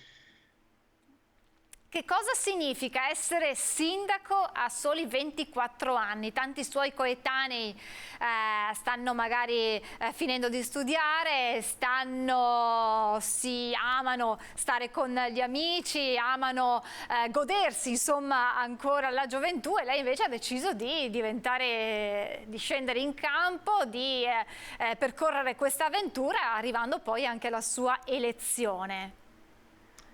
Sì, in realtà è la cosa più naturale possibile. Noi ci siamo candidati, io e la mia squadra, non con un'idea particolare di giovanilismo o di... Sì, certo, lo spazio ai giovani, perché essenzialmente ci siamo trovati ad essere molti giovani in squadra e sicuramente, specie in una realtà montana come la nostra, la parte giovanile è fondamentale. Ma non è quello il cuore del problema, insomma. Noi, in fin dei conti, un giovane è una persona che è nell'età in cui deve costruire la sua vita, la propria vita, e quindi è naturale che sia portato a costruire un po' di tutto, no? Eppure alle volte i giovani non vengono considerati dai più grandi adatti a ricoprire certi ruoli, e invece i cittadini di Lamon le hanno riconosciuto la capacità di poter costruire davvero nei prossimi anni una Lamon disegnata naturalmente con gli occhi di un sindaco giovane come lei. Sì, beh, Lamon è una realtà che si dimostra da sempre molto coraggiosa e piuttosto avanti, insomma. Noi 15 anni fa siamo stati tra i primi a eleggere un sindaco donna e abbiamo avuto per 15 anni sindaci donna, e adesso si va con un giovanissimo della politica. È una comunità, insomma, che non ha paura di fare salti in avanti. Si dimostra molto aperta e questo è bello. Quali sono le priorità per Lamon, ma anche per Lamon attraverso gli occhi di un sindaco di 24 anni? Sicuramente la priorità che ci salta per prima agli occhi è quella della scuola, e quindi dalla costruzione del nuovo polo scolastico all'investimento e l'accompagnamento più in generale sulle politiche dell'istruzione e del sostegno alle famiglie è sicuramente la prima cosa, no? Anche il polo scolastico potrebbe sembrare una priorità, sì, ma di secondo ordine.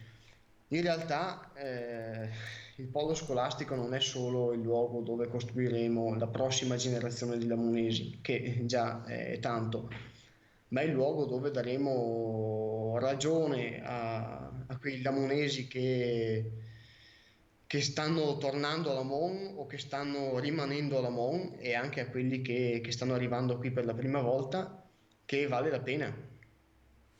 Si parla spesso, quando si parla di territori bellunesi, abbiamo avuto modo di parlare di spopolamento, di giovani soprattutto che se ne vanno. A Lamon qual è la situazione da questo punto di vista? I giovani vogliono restare nella loro terra o c'è questa volontà di andarsene? Sì, noi siamo una comunità piuttosto vitale, vivace e molto orgogliosa, e quindi anche unita. Chiaramente non sfuggiamo a quelle che sono le grandi problematiche della montagna, delle Alpi orientali e delle Alpi in generale, insomma. Quindi lo spopolamento per noi è veramente un salasso di popolazione. Spopolamento che si ferma, sindaco, mi perdoni, dando garanzie per il futuro a partire dal lavoro, immagino. Esatto, noi abbiamo necessità assoluta di collaborare con tutti i nostri vicini per assicurare il lavoro a distanze ragionevoli, e abbiamo l'impegno di garantire la migliore qualità della vita possibile qui in paese. Lamon poi oltretutto è il comune che ha fatto storia anche da questo punto di vista. Noi siamo il comune del referendum del 2005 e noi siamo il gruppo del referendum del 2005, anche se io andavo in seconda elementare, ma me lo ricordo bene ugualmente. La nostra battaglia rimane quella di aggregarci ad un'area omogenea geograficamente e culturalmente a noi, ma rimane anche la battaglia di tutti quelli che hanno bisogno di politiche per la montagna, piuttosto che per le isole, piuttosto che per altri tipi di area dove c'è bisogno che la politica sia più coerente e aderente alla realtà che la gente vive. Sindaco, come sono state queste prime 2 settimane ormai dalle elezioni? Che emozioni si sono alternate e che cosa ha fatto? La prima cosa che ha fatto anche una volta entrata nel suo ufficio, dove la vediamo adesso? Sì, l'ufficio lo sto ancora un po' riorganizzando, ma Sì, queste 2 settimane sono state da un lato molto impegnative, molte riunioni con la squadra naturalmente, stasera abbiamo il primo consiglio comunale, ma anche con i dipendenti che non sono moltissimi purtroppo qui da noi, ma sono una squadra di collaboratori davvero molto molto preziosi e anche una squadra molto affiatata, questa è una grande fortuna che mi ritrovo. E nei pochi minuti liberi chiaramente tremano le vene ai polsi, ma forse anche tutti gli altri organi interni, perché la responsabilità è davvero molto grossa. Però dall'altro lato, insomma, la macchina comunale funziona, la squadra funziona, il programma c'è, non possiamo che fare bene, insomma. Essere sindaco in questo momento storico è forse ancora più difficile che in altri momenti. Sappiamo che comunque il sindaco è la prima persona, la prima porta alla quale un cittadino va a bussare per chiedere aiuto. In questo momento in cui c'è una forte crisi, ci sono le famiglie alle prese con i rincari, è probabilmente ancora più complicato. E quale sarà il suo modo di confrontarsi con i cittadini che sicuramente si rivolgeranno a lei per i problemi che insomma, riguardano tante famiglie venete, italiane e naturalmente anche bellunesi? Sì, questo ufficio è mio da neanche 2 settimane, ma questo comune, questo edificio proprio è la casa dei Lamonesi da un secolo ormai. Quindi sarò io a farmi accogliere dai Lamonesi quasi in comune e sicuramente l'ascolto è fondamentale. All'ascolto poi va accompagnata anche l'azione quotidiana che naturalmente non è semplice perché anche lo stesso ente subisce i rincari, subisce la crisi, è molto difficile portare avanti progetti magari finanziati già da alcuni anni o parecchi anni, finanziati però in un momento in cui i prezzi erano diversi. Diciamo che ci daremo una mano a vicenda, ecco. E questa sera si riunisce per la prima volta il nuovo Consiglio Comunale e sarà anche l'occasione per presentare ufficialmente la sua nuova squadra di governo. Esatto, sì. La giunta è formata, ma non c'era ancora l'ufficialità, mettiamola così, giusto, sindaco? Esatto, sì, no, per il momento la squadra di governo sì, esiste già e già sta lavorando con la squadra dei dipendenti. Non è ancora stata presentata al pubblico perché il suo momento naturale, insomma, è quello del primo consiglio comunale e là verrà fatto. Quello che posso dire comunque è che al di là del consiglio, dove comunque anche i consiglieri saranno delegati, non ci sarà una persona che si salvi dal lavoro, ma anche la giunta, per quanto piccola, perché da legge deve essere di queste dimensioni, è una giunta molto coesa, molto versatile e anche rappresentativa delle età, dei sessi, soprattutto delle esperienze, delle professionalità e di quello che si riesce a mettere in campo, perché in un paese piccolo vuol dire anche riuscire a trovare persone disponibili a prestare 8 ore di lavoro gratuitamente, insomma. Ha deciso di tenere per sé qualche delega, sindaco? Sì. Quali? Sì. Non si può dire. Le comunicherei più volentieri in consiglio, insomma. Va bene, rispettiamo assolutamente. E un identikit della sua giunta, cioè sindaco giovane, giunta giovane, o come diceva lei, diciamo copre varie fasce d'età? Giunta relativamente giovane perché squadra siamo tutti, cioè come età media della squadra siamo intorno ai 30-35 anni. Ma comunque rappresentativa di tutto e tutti. E allora lasciamo l'ufficialità della presentazione della nuova giunta di Lamon questa sera. Consiglio comunale convocato per che ora, sindaco? Per le 20 in sala consiliare, naturalmente la seduta è pubblica e quindi la sala è accessibile, limitatamente ai posti, ma insomma ci stiamo. Sarà l'occasione per conoscere ancora più da vicino la nuova squadra che guiderà la Mon da qui ai prossimi anni. Io la ringrazio davvero tantissimo. Il bello di la Mon è anche che tutte le sedute, non solo la prima, sono molto partecipate dalla popolazione, insomma. E questo fa capire quanto la popolazione si senta vicina anche alla parte politica e voglia collaborare per il proprio paese. Questo dovrebbe essere ovunque così. Grazie davvero al neo sindaco di Lamon, Loris Maccagnani, naturalmente buon lavoro anche per questo suo primo consiglio comunale. Grazie a lei sindaco, a presto. Grazie a voi. Arrivederci, grazie.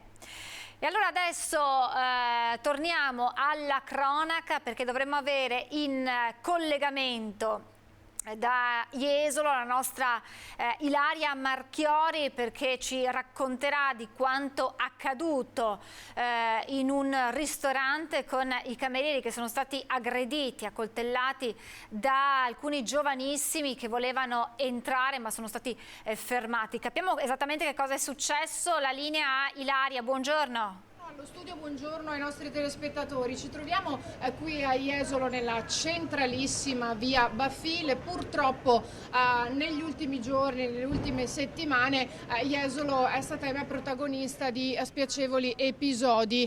Ci sono state delle risse, abbiamo visto. L'ultima si è verificata, in realtà non si è trattato di una rissa ma di una vera e propria aggressione ieri pomeriggio in una pizzeria che si trova a pochi passi da qui. Che cosa è successo fondamentalmente? 4 persone, sembra di origine tunisina, volevano entrare in questo locale ma sono state bloccate da uno dei camerieri perché si sono presentate a petto nudo e con i pantaloncini o quello che era il costume completamente fradici, quasi come fossero appena usciti dall'acqua. Di conseguenza il cameriere non li ha potuti fare entrare, ha detto abbiamo le poltrone, le sedie di stoffa, si rovinerebbero. A quel punto si è scatenata una violenta discussione, ma non si è fermata qui, tanto che 2 camerieri sono stati aggrediti. Uno addirittura è stato ferito al braccio da un coltello, da un'arma da taglio,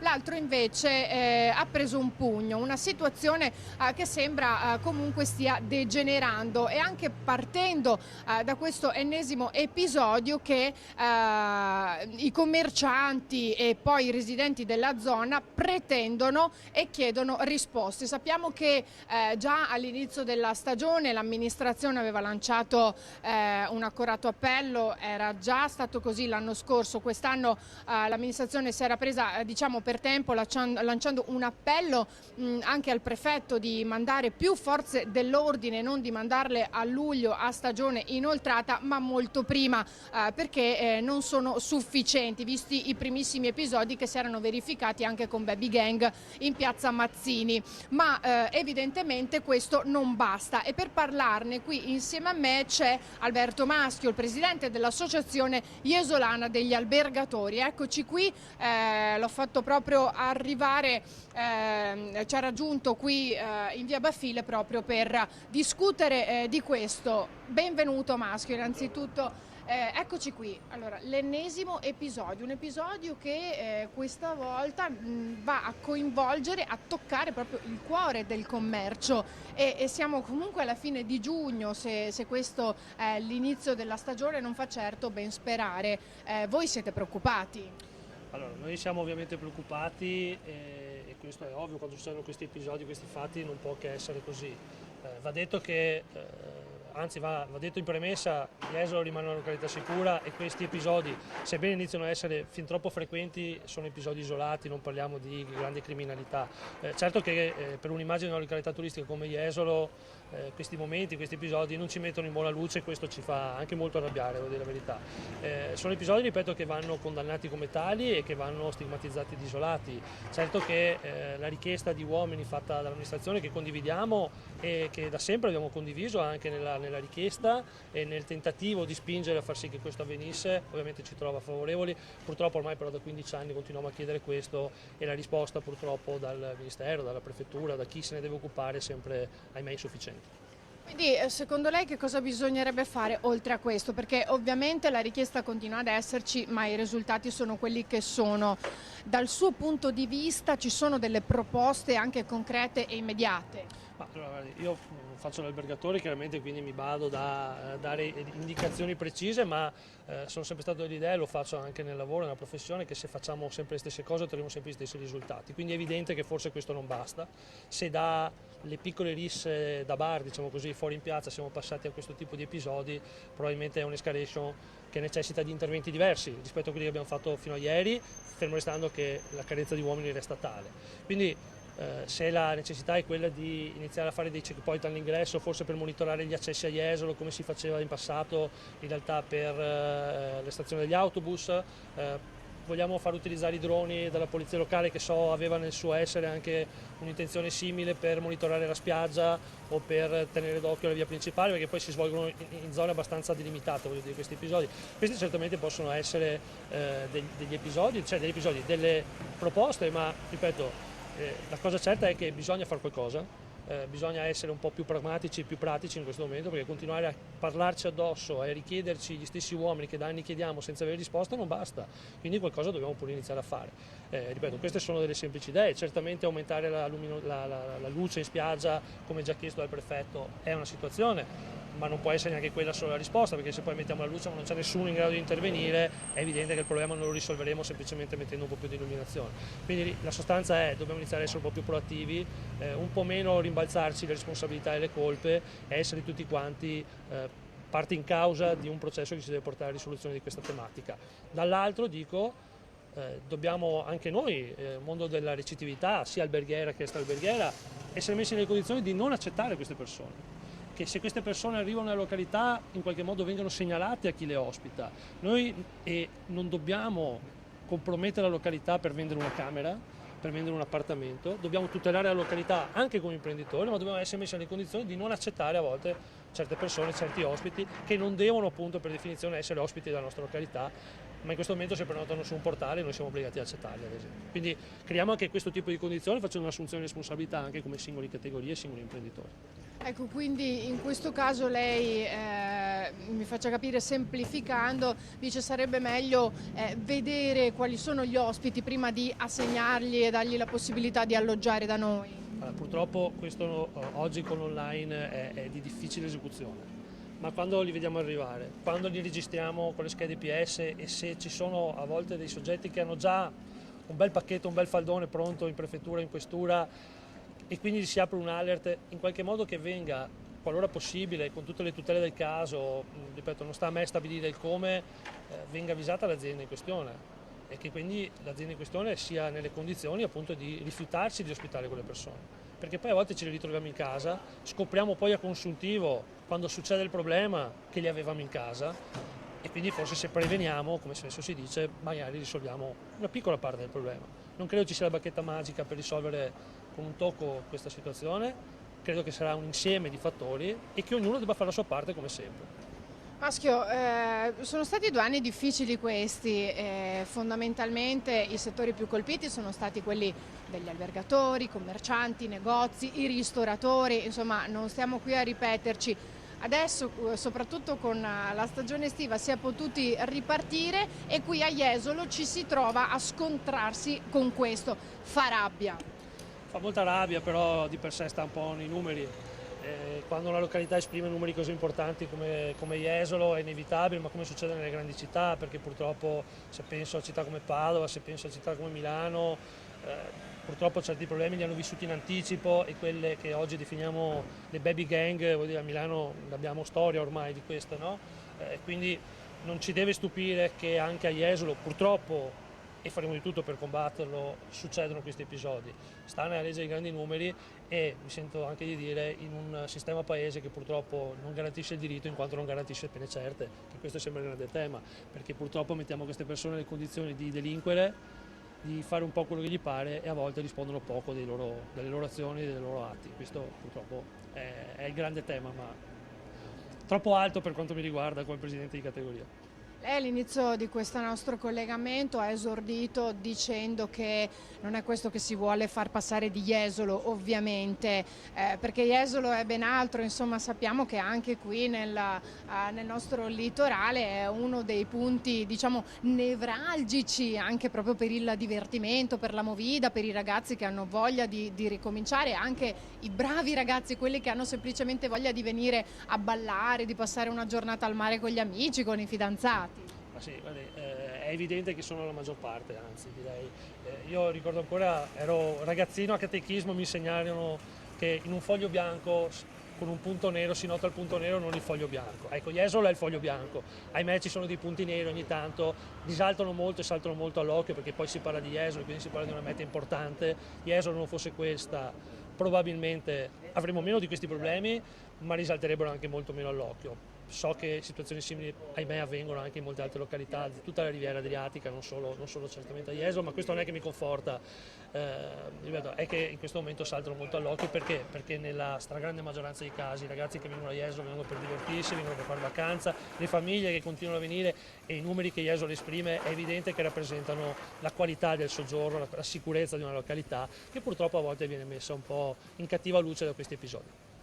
Ecco, anche per questo bisogna cercare di attivarsi, proprio perché non succeda, e continuare a mantenere questa località come luogo di divertimento per ragazzi e famiglie. Tra l'altro vi ricordo che oggi è una giornata particolare per la cittadina di Jesolo, perché è il santo patrono, e proprio poco fa abbiamo intercettato anche il cardinale Bagnasco, che è venuto qui in visita proprio in occasione di questa giornata, e anche lui si è espresso in tal senso, ma tutte le novità e ulteriori dettagli li avremo questa sera nel corso del nostro telegiornale. Io ringrazio il presidente dell'Associazione Jesolana Albergatori, Alberto Maschio, per essere stato qui con noi. Se non ci sono altre domande, restituisco la linea allo studio. Grazie davvero ad Ilaria Marchiori, grazie al presidente Maschio. Questo insomma l'aggiornamento di cronaca che arriva da Jesolo sul fronte sicurezza. Adesso noi ci fermiamo, c'è il meteo, poi la pubblicità e poi torniamo in diretta tra pochissimo.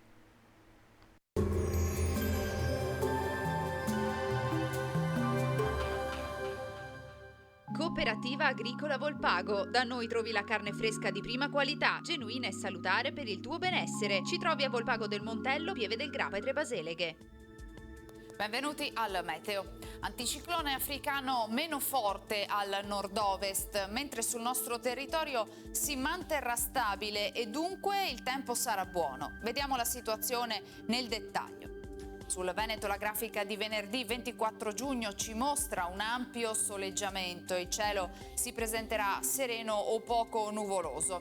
Poi con il passare delle ore nuvolosità in aumento e non si esclude una maggiore variabilità sui rilievi con temporali sparsi. Temperature stazionarie o in lieve locale calo, minime tra 16 e 24 gradi, massime comprese invece tra i 28 e i 33 gradi. Spostiamoci ora sul Friuli Venezia Giulia, anche qui tanto sole con poche nubi a carattere sparso. Sulle zone montane acquazzoni nel corso del pomeriggio, in estensione anche alle pianure adiacenti. Temperature minime tra 21 e 25 gradi, massime sui 31-32. Infine diamo uno sguardo al Trentino Alto Adige, dove inizialmente avremo bel tempo, dalle ore pomeridiane e soprattutto in serata frequenti rovesci.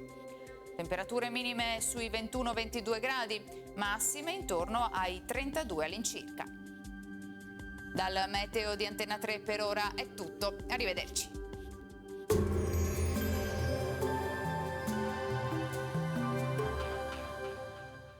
Cooperativa Agricola Volpago. Da noi trovi la carne fresca di prima qualità, genuina e salutare per il tuo benessere. Ci trovi a Volpago del Montello, Pieve del Grappa e Tre Baseleghe.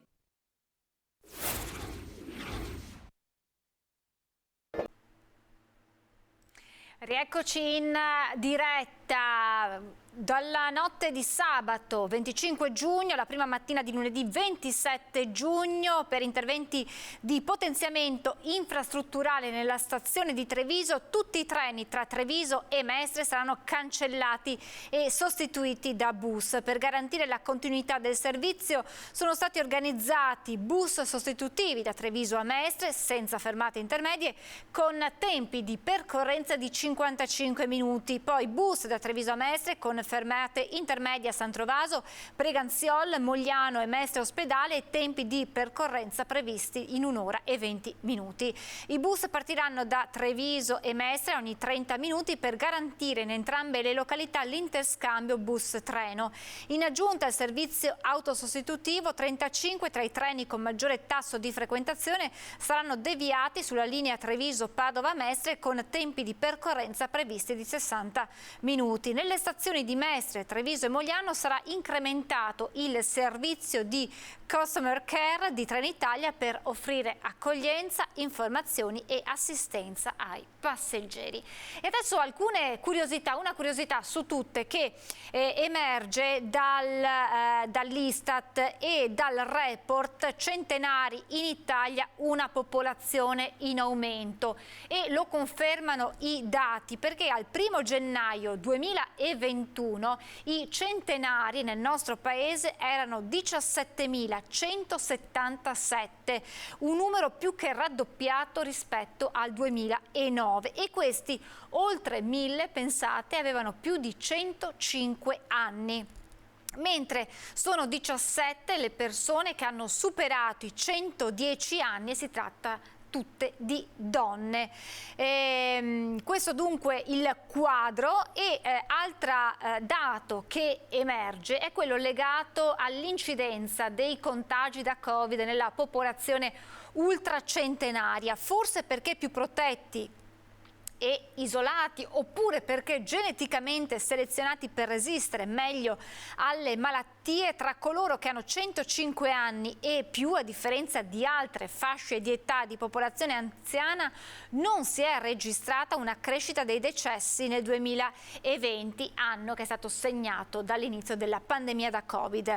Analizzando le probabilità di morte di questa sottopopolazione dal 2009 al 2020 si nota come il valore del 2020 sia in linea con quello degli anni passati, circa 66 decessi ogni 100 individui, anche se con alcune differenze tra le regioni. Al nord, zona più colpita dalla pandemia, si registra il valore più alto della serie, al centro il valore più basso. Probabilmente le misure di contenimento adottate nell'anno hanno preservato questa fascia di popolazione da altre infezioni, e quanto viene spiegato dall'Istat in questo rilevamento. E adesso veniamo all'economia con i settori maggiormente colpiti dai rincari. Tra questo c'è quello dei ceramisti che chiedono aiuto alla Regione. Negli ultimi 7 mesi abbiamo consumato 150.000 metri cubi di gas, pari a 173.000 euro. Nei primi 7 mesi dell'anno scorso, invece, gli stessi mesi, ci troviamo con un aumento di 116.000 euro. Ancora lontana una vera e propria ripartenza per numerose attività artigianali d'eccellenza del territorio, una su tutte la ceramica. Costi lievitati di energia, gas, materie prime che lasciano un margine minimo di crescita agli imprenditori. I tanto sbandierati aiuti promessi da Roma e da Venezia restano appunto solo una promessa. A parte un ristoro con il credito d'imposta che si aggira sul 25% per gas, 20% per elettricità, ma questo non basta. E i famosi 5 milioni di euro per ceramica e vetro artistici, sentite che fine hanno fatto. Per noi non ne vedremo neanche un euro, per il fatto che bisogna avere la sede nell'isola di Murano. È una presa in giro, insomma, ecco, bisogna dire la verità. Bisognerebbe avere un pochino l'attenzione, specialmente della Regione, visto che abbiamo un prodotto di eccellenza, diciamo, ecco, che facessero qualcosa. Non è tutto. Quando sono stati i primi aumenti a ottobre-novembre, la Regione Veneto ha stanziato 3 milioni di euro per il caro bollette. La ceramica niente. abitiamo in provincia di Vicenza, è un comune del Veneto, sicché hanno dato un contributo per il gas perché è indispensabile per la cottura del vetro, ma anche per la ceramica è indispensabile per la cottura della ceramica. Una disparità di trattamento tra vetro e ceramica artistici che pesa. Mariano Venzo lancia un appello proprio alla Regione Veneto. Non abbiamo mica solo, non so io, le montagne, lo sci, il prosecco, il ciliegie, abbiamo anche la ceramica, insomma. Ho l'impressione, che non è solo mia ma anche dei miei colleghi, che proprio siamo dimenticati, insomma, ecco. Poi in concreto si fa poco, capito? La politica con quello che ormai è diventato il caso di Mogliano Veneto nel Trevigiano, l'addio alla Lega di sindaco, 2 assessori e 5 consiglieri. Mentre si attende il Consiglio Comunale della Svolta, spunta il corteggiamento di Coraggio Italia per gli amministratori che hanno riconsegnato la tessera. Credo che questo che è successo è una cosa molto importante. Noi come Coraggio Italia guardiamo sicuramente gli amministratori, sicuramente guardiamo anche cosa succede a Mogliano. Per ora sono indizi, potrebbero diventare una prova. Transfughi dal verde lega al fucsia stile Brugnaro? Dopo il terremoto delle tessere del Carroccio riconsegnate dal sindaco Bortolato, 2 assessori e 5 consiglieri, anche Coraggio Italia sta alla finestra, ma potrebbe essere già alla fase di corteggiamento. Lo si vocifera da più parti a Mogliano e lo conferma implicitamente l'onorevole Raffaele Baratto, proprio nel giorno in cui il gruppo di Brugnaro e Toti viene sciolto alla Camera per l'effetto domino innescato dalla nuova formazione di Luigi Di Maio, Insieme per il Futuro, che ha portato 2 esponenti di Coraggio Italia a passare dalla sua parte, facendo scendere il numero di deputati sotto la soglia legale. Ma mentre a Roma si studia il polo centrista, in Veneto il movimento di Brugnaro punta a radicarsi sempre di più sul territorio e dopo aver conquistato Santa Maria di Sala con il sindaco Natascia Rocchi, Mogliano si presenta come un'occasione. A noi quando ci sono bravi amministratori, gente che lavora per il territorio, assolutamente credo che un gruppo come il nostro deve assolutamente accogliere a braccia aperte. E le voci non ufficiali dicono che, spenta sul nascere ogni ipotesi di passaggio a Fratelli d'Italia, proprio a Coraggio Italia potrebbero guardare i dimissionari della Lega nella città a 2 passi da Venezia. Una vicinanza che a questo punto non sarebbe soltanto geografica. Nulla di ufficiale, voci che si rincorrono. Certo però, strappare al Carroccio la città più importante della Marca dopo Treviso, Castelfranco, Conegliano e Montebelluna sarebbe un colpo gobbo, la creazione di un vero e proprio asset Venezia-Mogliano lungo il Terraglio. Il 30 giugno, nel primo consiglio comunale dopo il terremoto, Bortolato e gli altri confermeranno l'addio al Carroccio, a meno di un dietrofront dell'ultima ora. Quello che invece auspica il governatore Zaia. Certo che fa male, io spero che si ricomponga, c'è una buona amministrazione, è la nostra amministrazione, il sindaco Bortolato con tutta la squadra, spero che trovino il sistema di ricomporre, no? La vorrei vedere come l'occasione per dire uno stop and go, no? Uno stop e a casa tutti. Più radicale nella sua analisi, uno che nella Lega da tempi insospettabili chiede un cambio di marcia nei rapporti tra le scelte dei vertici e quelle del territorio. È una conseguenza logica. Ma questo sarà il primo passo, sai. È cambiato il modo di gestire. Io sono fermo alla gestione della Lega Nord, che era 24 ore su 24 ore in mezzo al popolo. Quindi bisogna fare una pulizia al vertice, sia chiaro?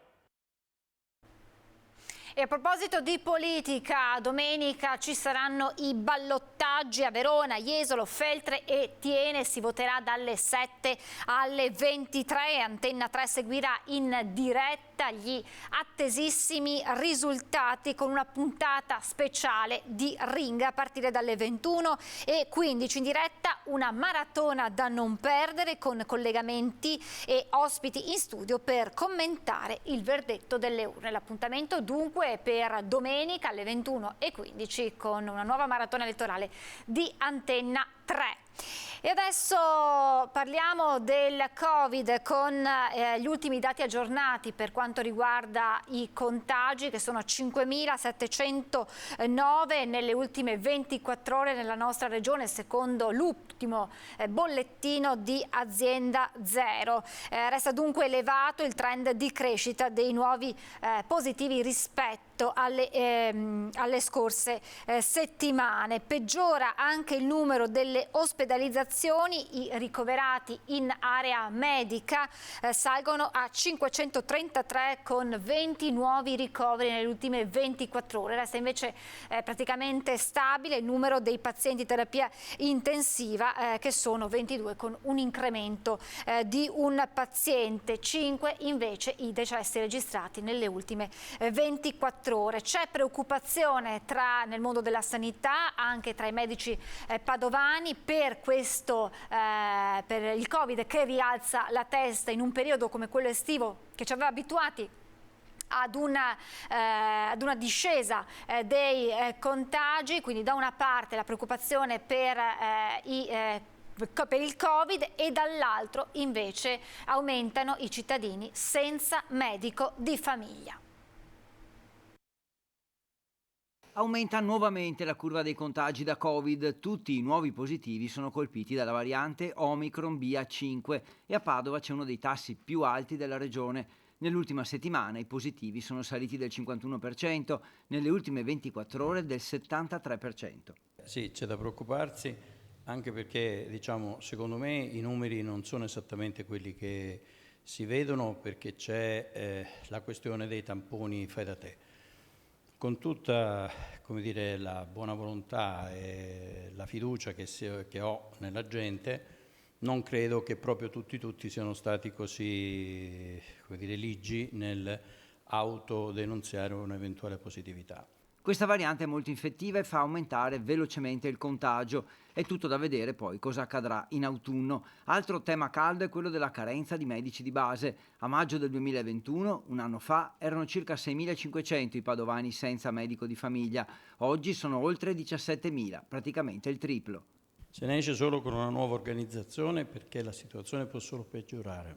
E la situazione è in continua evoluzione nel senso peggiore, perché continuano ad andare in pensione i medici e non ci sono fisicamente medici da sostituirli, per cui o immediatamente si ripensa ad un nuovo tipo di organizzazione o altrimenti non ci sono soluzioni. Più colpite sono le zone disagiate, i comuni più isolati, ad esempio quelli dei Colli Euganei. Le zone tipo quella dei Colli abitate da persone anziane, persone con patologie e persone con difficoltà di movimento.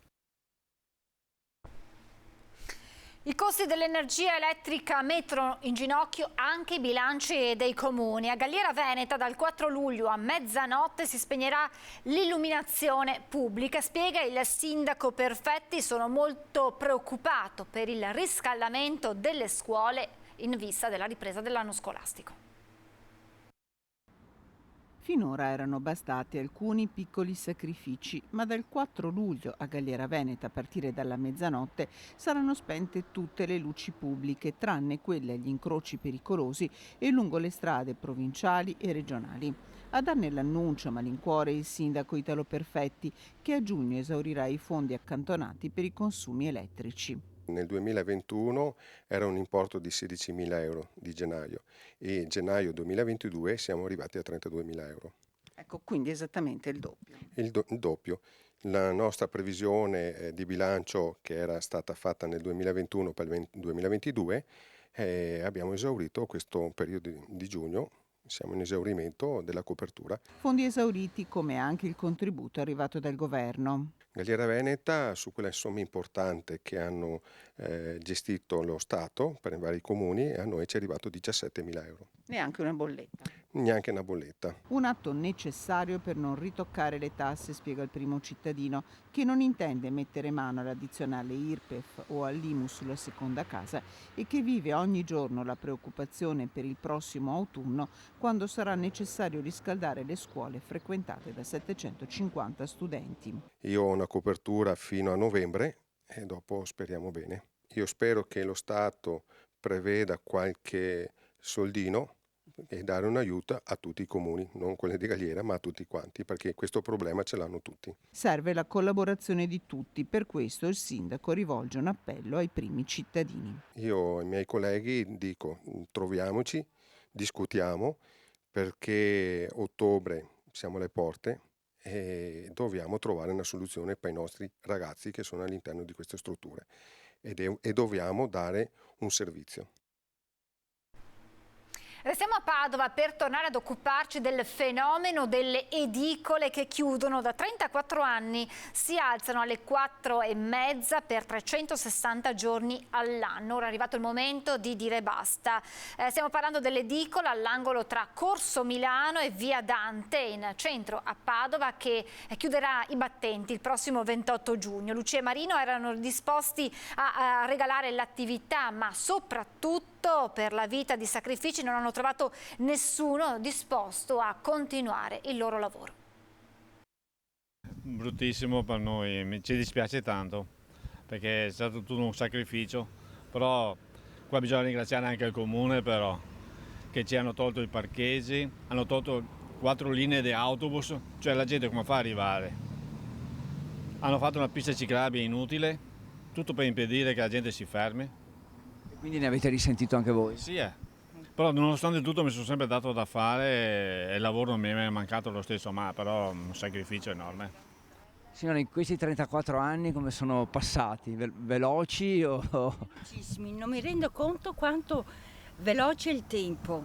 Questo non deve essere tolta, sta edicola qui, perché è un punto di riferimento non solo per noi, ma anche per tutti. Sto soffrendo perché lo faccio tutto con amore e mi dispiace staccarmi. Dopo tanti anni di lavoro, di sacrificio anche, mi dispiace, veramente ho il cuore che piange. Abbiamo detto che pur di venderla, di non staccare questo posto, la regaliamo. Sono venuti molti a vedere, ma quando hanno capito che c'è il sacrificio, che c'è da lavorare, che ci sono tante ore, ha detto, ci penso, ci vediamo e non ho più visto nessuno. Non vorrei mai che fosse questo giorno qui, mai. Mi dispiace perché mi commuovo nello stesso tempo, ma è una cosa che mio marito è stanco dopo tanti anni. Beh, insomma, avrete magari modo di fare qualche vacanza in più, qualche passeggiata, qualche ora di più di sonno la mattina. Ecco, sì, senz'altro. Certo, quello. perché questo qui non abbiamo mai fatto, perché è da 4 anni che non facciamo ferie. La commozione per un pezzo di vita che si chiude, questo lavoro, questa edicola, addirittura disposti a regalarla, ma nessuno si è fatto avanti. Voltiamo pagina, andiamo a Mestre, perché dopo l'appello dei residenti del quartiere Pertini di assegnare le case vuote per evitare le occupazioni abusive è arrivata la risposta di Comune e Ater. Come Ater Venezia abbiamo circa 150 alloggi a quartiere Pertini, di cui 122 regolarmente assegnati, 15 in attesa di definire i finanziamenti per la riqualificazione e un'altra decina che hanno necessità dello sgombero del mobilio degli inquilini che hanno lasciato i mobili dentro, alcuni sono destinati alle emergenze abitative e 3 sono occupati abusivamente, quindi non abbiamo un grossissimo problema nel quartiere Pertini per quanto riguarda le case dell'Ater. Il presidente dell'Ater risponde così ai residenti di quartiere Pertini a Mestre, che nei giorni scorsi hanno lanciato un appello affinché vengano assegnati al più presto gli appartamenti vuoti già pronti e ristrutturati in fretta gli altri. Questo per evitare le frequenti occupazioni abusive nel quartiere, l'ultima in via Vian. Ne abbiamo già 3 praticamente pronti, siamo in attesa del certificato energetico, quindi dell'AP, e poi verranno assegnati. Altri nel corso del 2022 verranno riqualificati. L'importo necessario finanziario è di circa 300.000 euro per riattare questi alloggi. Ma gli appartamenti da assegnare non sono solo di Ater, c'è poi il Comune che risponde così all'appello dei residenti ormai esausti.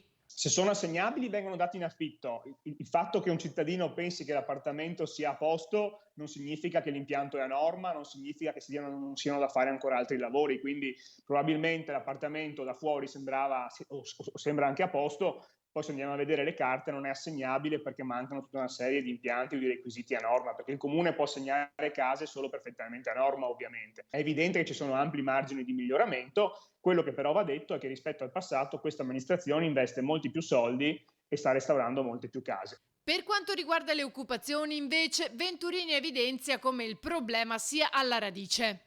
È intollerabile che persone che occupano abusivamente le case non essendo nemmeno residenti. L'ultimo caso è appunto questo di una tunisina residente a Caserta che viene a occupare a Venezia. Quindi non si può neanche dire il comune non si prende carico dei suoi residenti se una tunisina con residenza a Caserta occupa una casa in comune di Venezia. Servirebbero poi le norme per fare in modo che appena occupi la casa ti prendo per la collottola e ti sbatto fuori, e magari vai anche a farti un giro in tribunale, perché non si può occupare le case di tutti, ecco.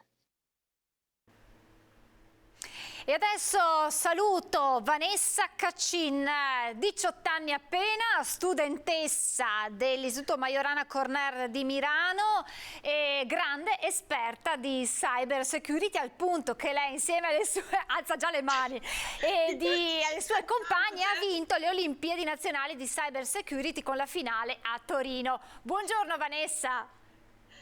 Buongiorno, allora intanto non sono un'esperta, cioè non esageriamo adesso.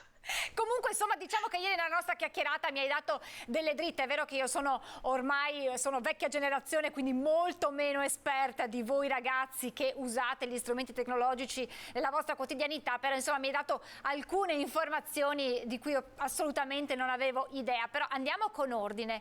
Vanessa e le sue compagne partecipano a questo percorso di lezioni inizialmente sulla sicurezza che prende avvio intorno a marzo, e insieme a lei altre 390 studentesse, perché è stato un programma dedicato alle ragazze, giusto Vanessa? E voi vi iscrivete proprio all'ultimo?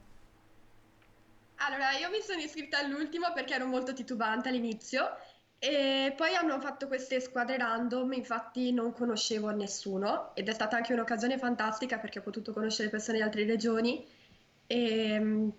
Sì, è cominciato a marzo e c'era una lezione a settimana e dopo ogni lezione c'erano sempre queste task in cui c'erano questi punteggi, infatti eravamo in competizione.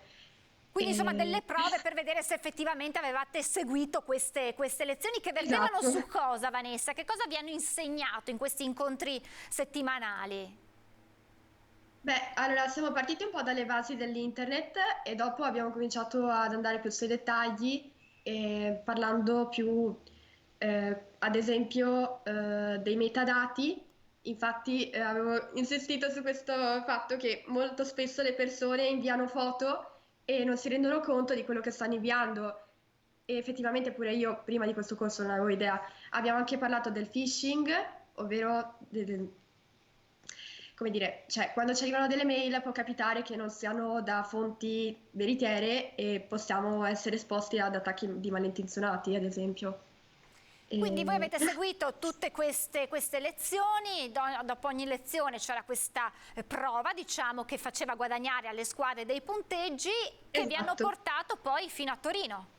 Esatto, nella finale eravamo in 50 e infatti eravamo tipo in 11 squadre rispetto alle oltre 20 iniziali, e in questa finale ci siamo battute, diciamo, per avere gli ultimi punti e superare infine il resto. Ecco, la finale come si è svolta? Che prove avete dovuto sostenere per scalare pian piano la classifica fino ad arrivare al primo posto? Allora, io onestamente con la mia squadra ero arrivata seconda prima di essere a Torino, infatti eravamo molto abbattute e speravamo di poter superare tutto il resto. E il primo giorno c'è stata questa ulteriore lezione sulle soft skills, su cui hanno voluto insistere molto perché le danno spesso per scontate quando in realtà servono molto, no? Ecco, per gli ignoranti come la sottoscritta di che cosa stai parlando, Vanessa? Parliamo anche ad un pubblico un po' meno giovane. Allora, le soft skills sono quelle capacità che apprendiamo senza lo studio, ad esempio come l'ascolto attivo, saper lavorare in gruppo, insomma delle capacità che servono per lavorare. Perfetto. In pratica. E quindi poi le prove a cui vi siete sottoposti, e avevi parlato anche di escape room, insomma cose un po' particolari. Esatto. Allora, il giorno dopo, perché siamo stati 3 giorni a Torino, il secondo giorno c'è stata questa sfida che era partita dal mattino, ma essendo che era un escape room che durava mezz'ora, ogni squadra doveva andare.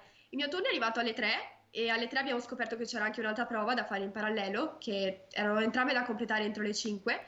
E io alle 3:30 sono entrata in questo escape room con la mia squadra e era composta da 4 stanze, dovevamo farle in mezz'ora.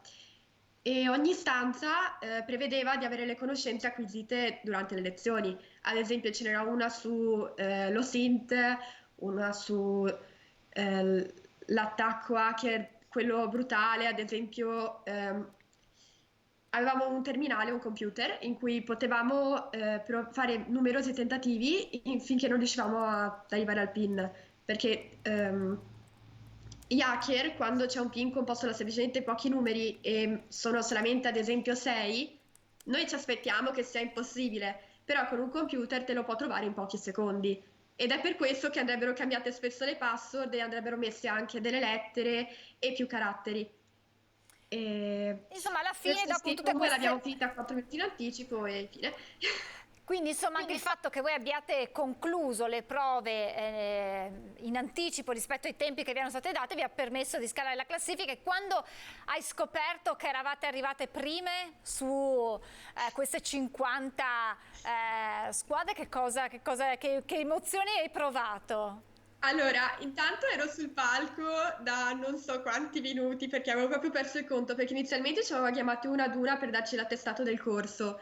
E poi alla fine, dopo aver chiamato tutte e 50 le ragazze, ero così dietro con alcune delle mie compagne che erano sperdute perché ci avevano chiamati in ordine alfabetico, e a un certo punto fanno: e adesso le premiazioni per la competizione che si è svolta ieri. Io così, oddio, ok, aspetta un attimo.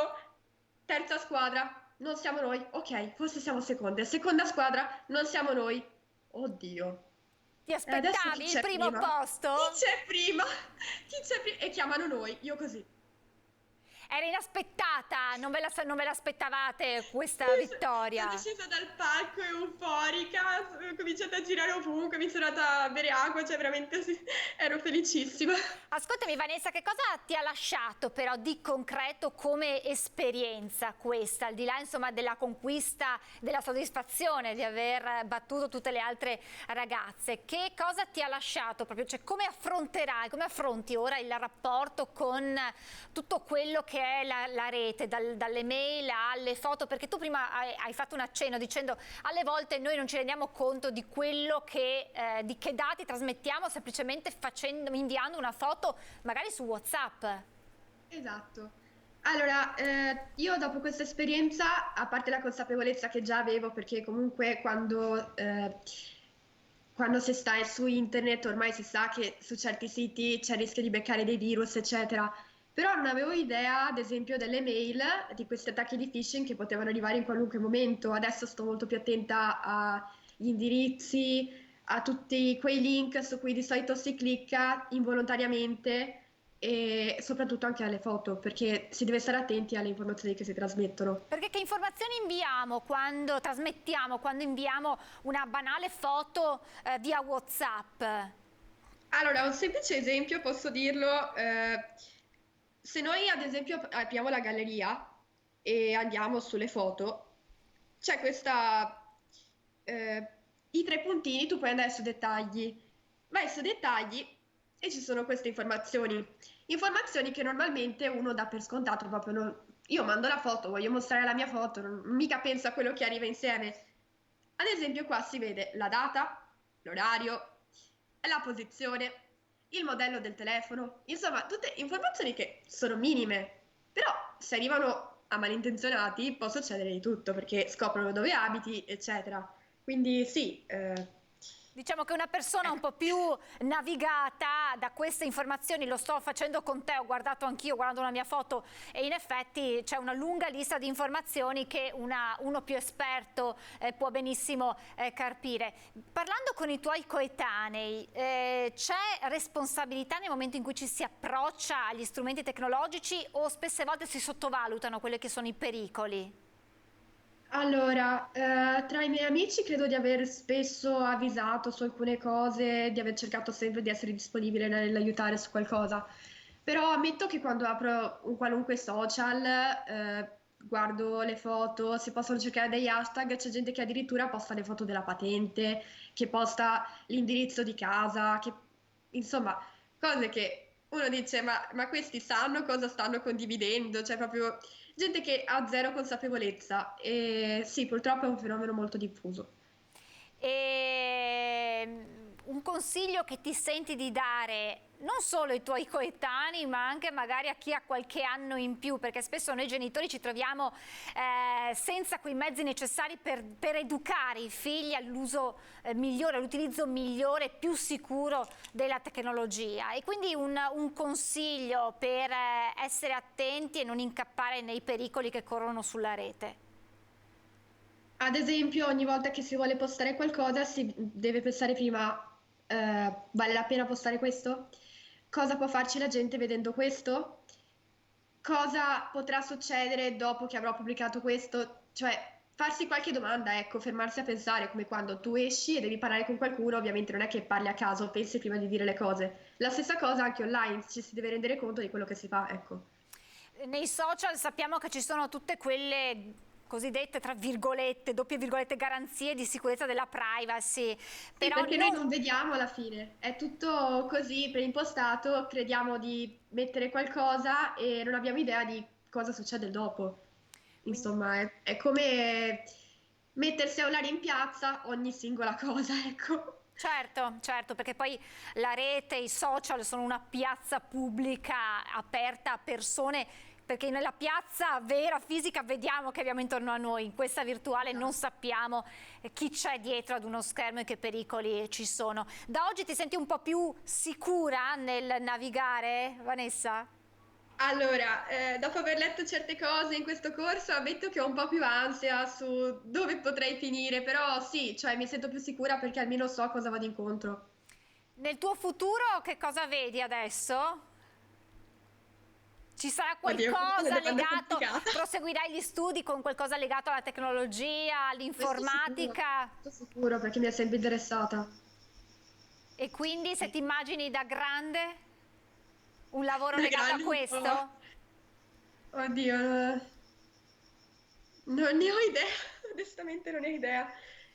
Intanto insomma una base ce l'hai, una base molto importante, e nel tuo curriculum sicuramente entrerà anche questo primo posto alle Olimpiadi di Cyber Security. Vanessa, grazie davvero per essere intervenuta in diretta con noi, per averci raccontato questa pagina, una soddisfazione per te ma anche per le tue compagne e per tutto l'istituto che insomma potrà adesso pregiarsi di questo. Volevo inoltre dire che se qualcuno era interessato, avevamo aperto una pagina con le mie compagne dove postavamo alcuni argomenti delle lezioni e anche qualche task, quindi ecco, se qualcuno è interessato... dacci il tuo indirizzo, dove possono trovare queste informazioni. Allora, c'è questa pagina che si chiama Science-Borg, questa qui, questa. Prova a tenerlo un po' più lontano da te perché facciamo fatica a vederlo, riflesso. Perché c'è la sfocatura. Niente, allora prova a dirci... Allora, Science però con la Y. Ok, quindi Borg. lo facciamo proprio lo facciamo lo spelling SYSTERSBORG. Tutto attaccato. Borg. Perfetto, benissimo, e qui si potranno trovare delle informazioni utili per tutti noi. Grazie davvero a Vanessa Caccin, naturalmente in bocca al lupo per i tuoi studi futuri. Grazie Vanessa. Grazie mille, questa è insomma una soddisfazione tutta veneziana, tutta veneta di questa studentessa dell'Istituto Majorana Corner di Milano, che ha conquistato con le sue compagne questo primo posto alle Olimpiadi Nazionali di Cyber Security. Adesso noi ci fermiamo perché c'è la pubblicità tra poco.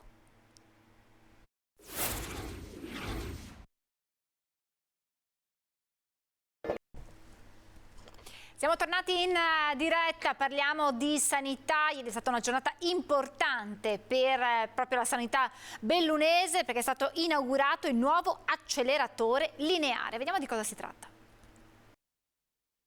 Si chiama acceleratore lineare, è una strumentazione di assoluta avanguardia che porta la radioterapia bellunese ai massimi livelli.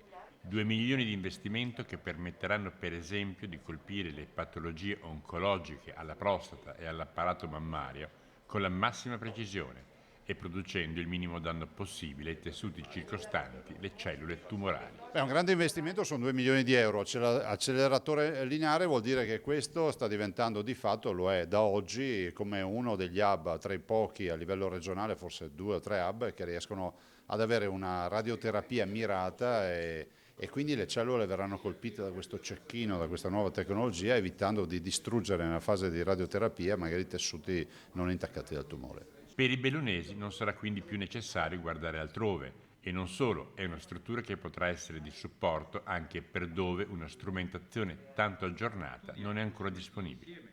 Per la sanità bellunese vuol dire che questo apparecchio pone la nostra azienda ai massimi livelli della radioterapia, non soltanto del Veneto ma d'Italia.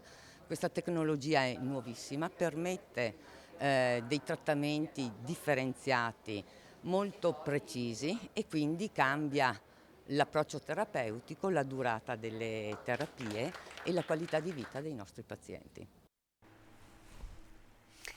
E adesso parliamo di turismo a Vicenza, tornano le presenze straniere, ma la sfida dell'assessorato al turismo è quella di ripartire anche con le presenze oltreoceano.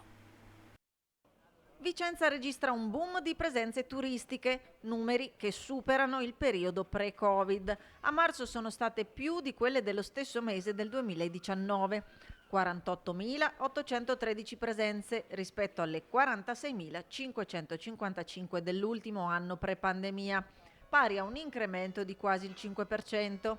Dati sul primo trimestre del 2022 divulgati dalla Regione del Veneto che rilevano complessivamente da gennaio a marzo 32.394 arrivi e 113.570 presenze.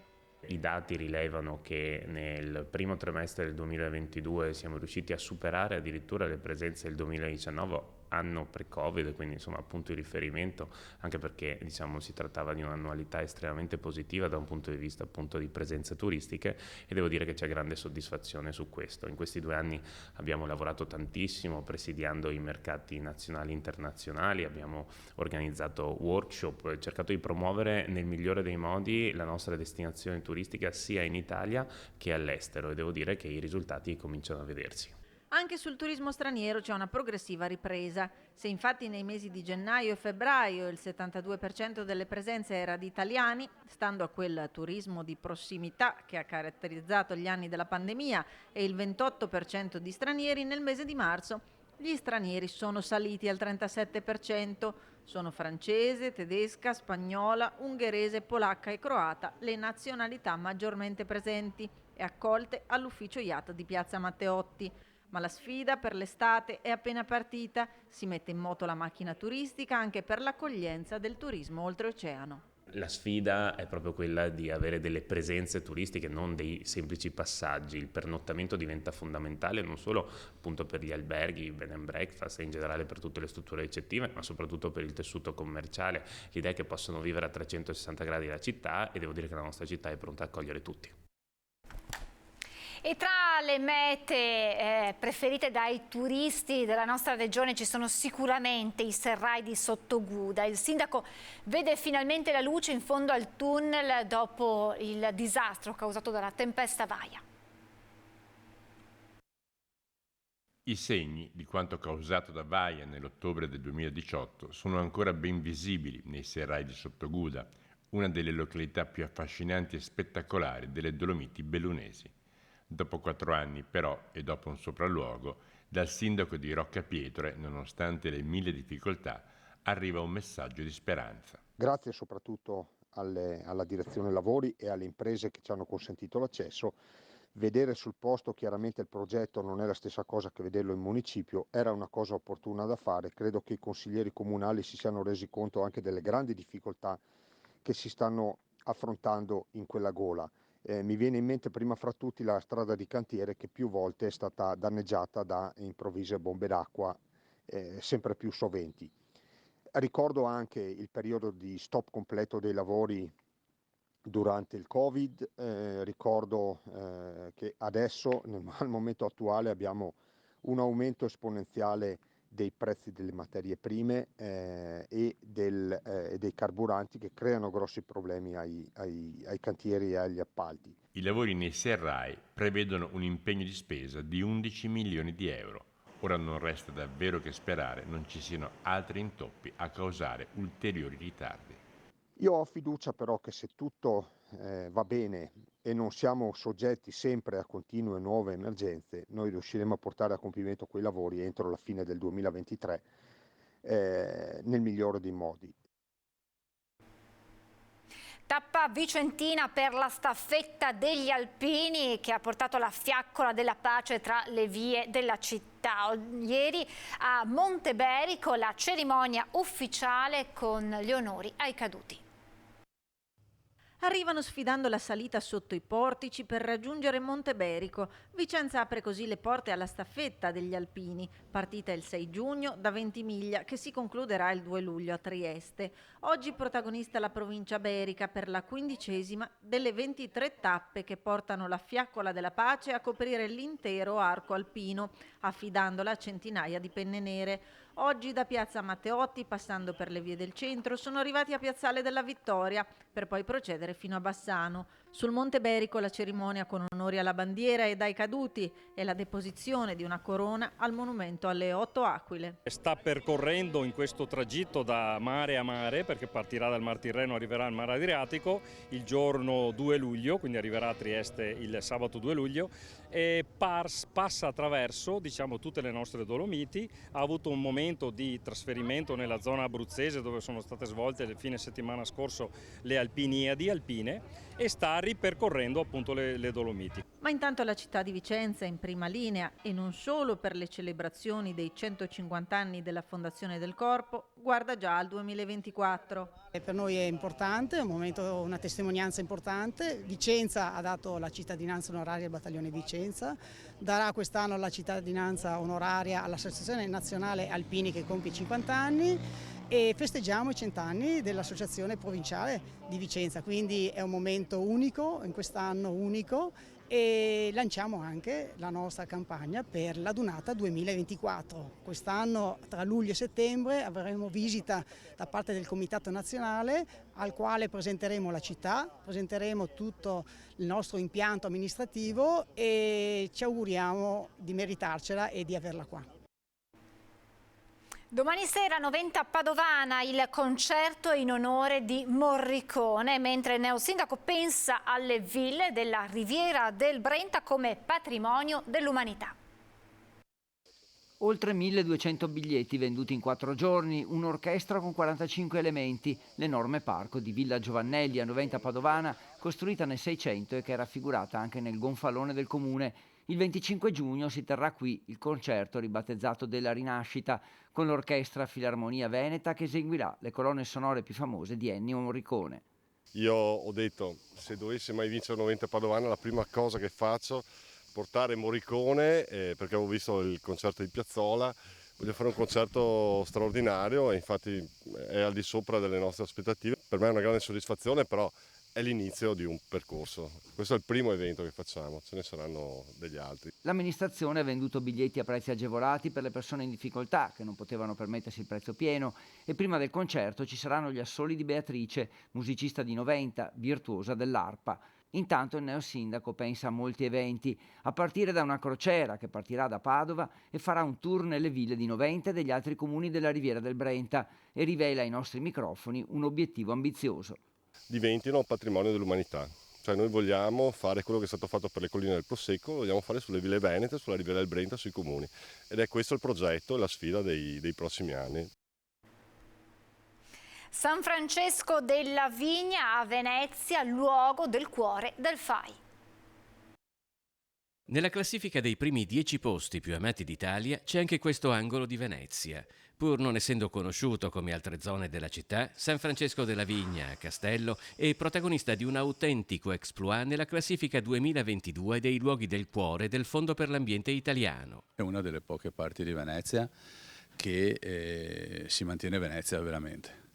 È una zona dove ci sono i negozi di vicinato, dove la gente ancora comunica nel vero senso della parola, dove il turismo di massa è arrivato ma non è così invadente come in altre parti della città. Noi non siamo fanatici della venezianità, però vogliamo che la nostra parte di Venezia rimanga legata alle proprie tradizioni e sia riconosciuta come una città vera. Secondo un'antica tradizione fu più o meno qui, dove da metà del 1500 sorge la chiesa di San Francesco della Vigna, progettata dal Sansovini con facciata del Palladio, che a San Marco fu profetizzata da un angelo la futura fondazione della città. Dei tanti vigneti presenti allora oggi ne rimane uno, ma almeno 800 anni, così come il convento e la sua biblioteca ricca di libri antichissimi. E poi c'è la straordinaria vitalità mantenuta da un quartiere storico e dai suoi abitanti, che sulla candidatura al FAI ci contano. Cambierebbe dal punto di vista morale per i cittadini di questo quartiere il fatto che venga riconosciuto finalmente il valore di tutto il lavoro che è stato fatto per mantenerlo vivo. Perché noi ci riconosciamo molto in questi luoghi legati alla Chiesa, ai frati francescani, insomma, in qualche modo. E in più credo anche dal punto di vista, diciamo, della tutela di questi luoghi, un luogo del cuore FAI, insomma, secondo me è più facilmente tutelabile in un mondo in cui, insomma, ci stiamo perdendo un po' tutto. Ed è tutto per questa nostra prima edizione. Vi ricordo naturalmente che la nostra informazione torna a partire dalle 18:30 con le edizioni serali dei nostri telegiornali. Grazie per essere stati in nostra compagnia e buon pomeriggio.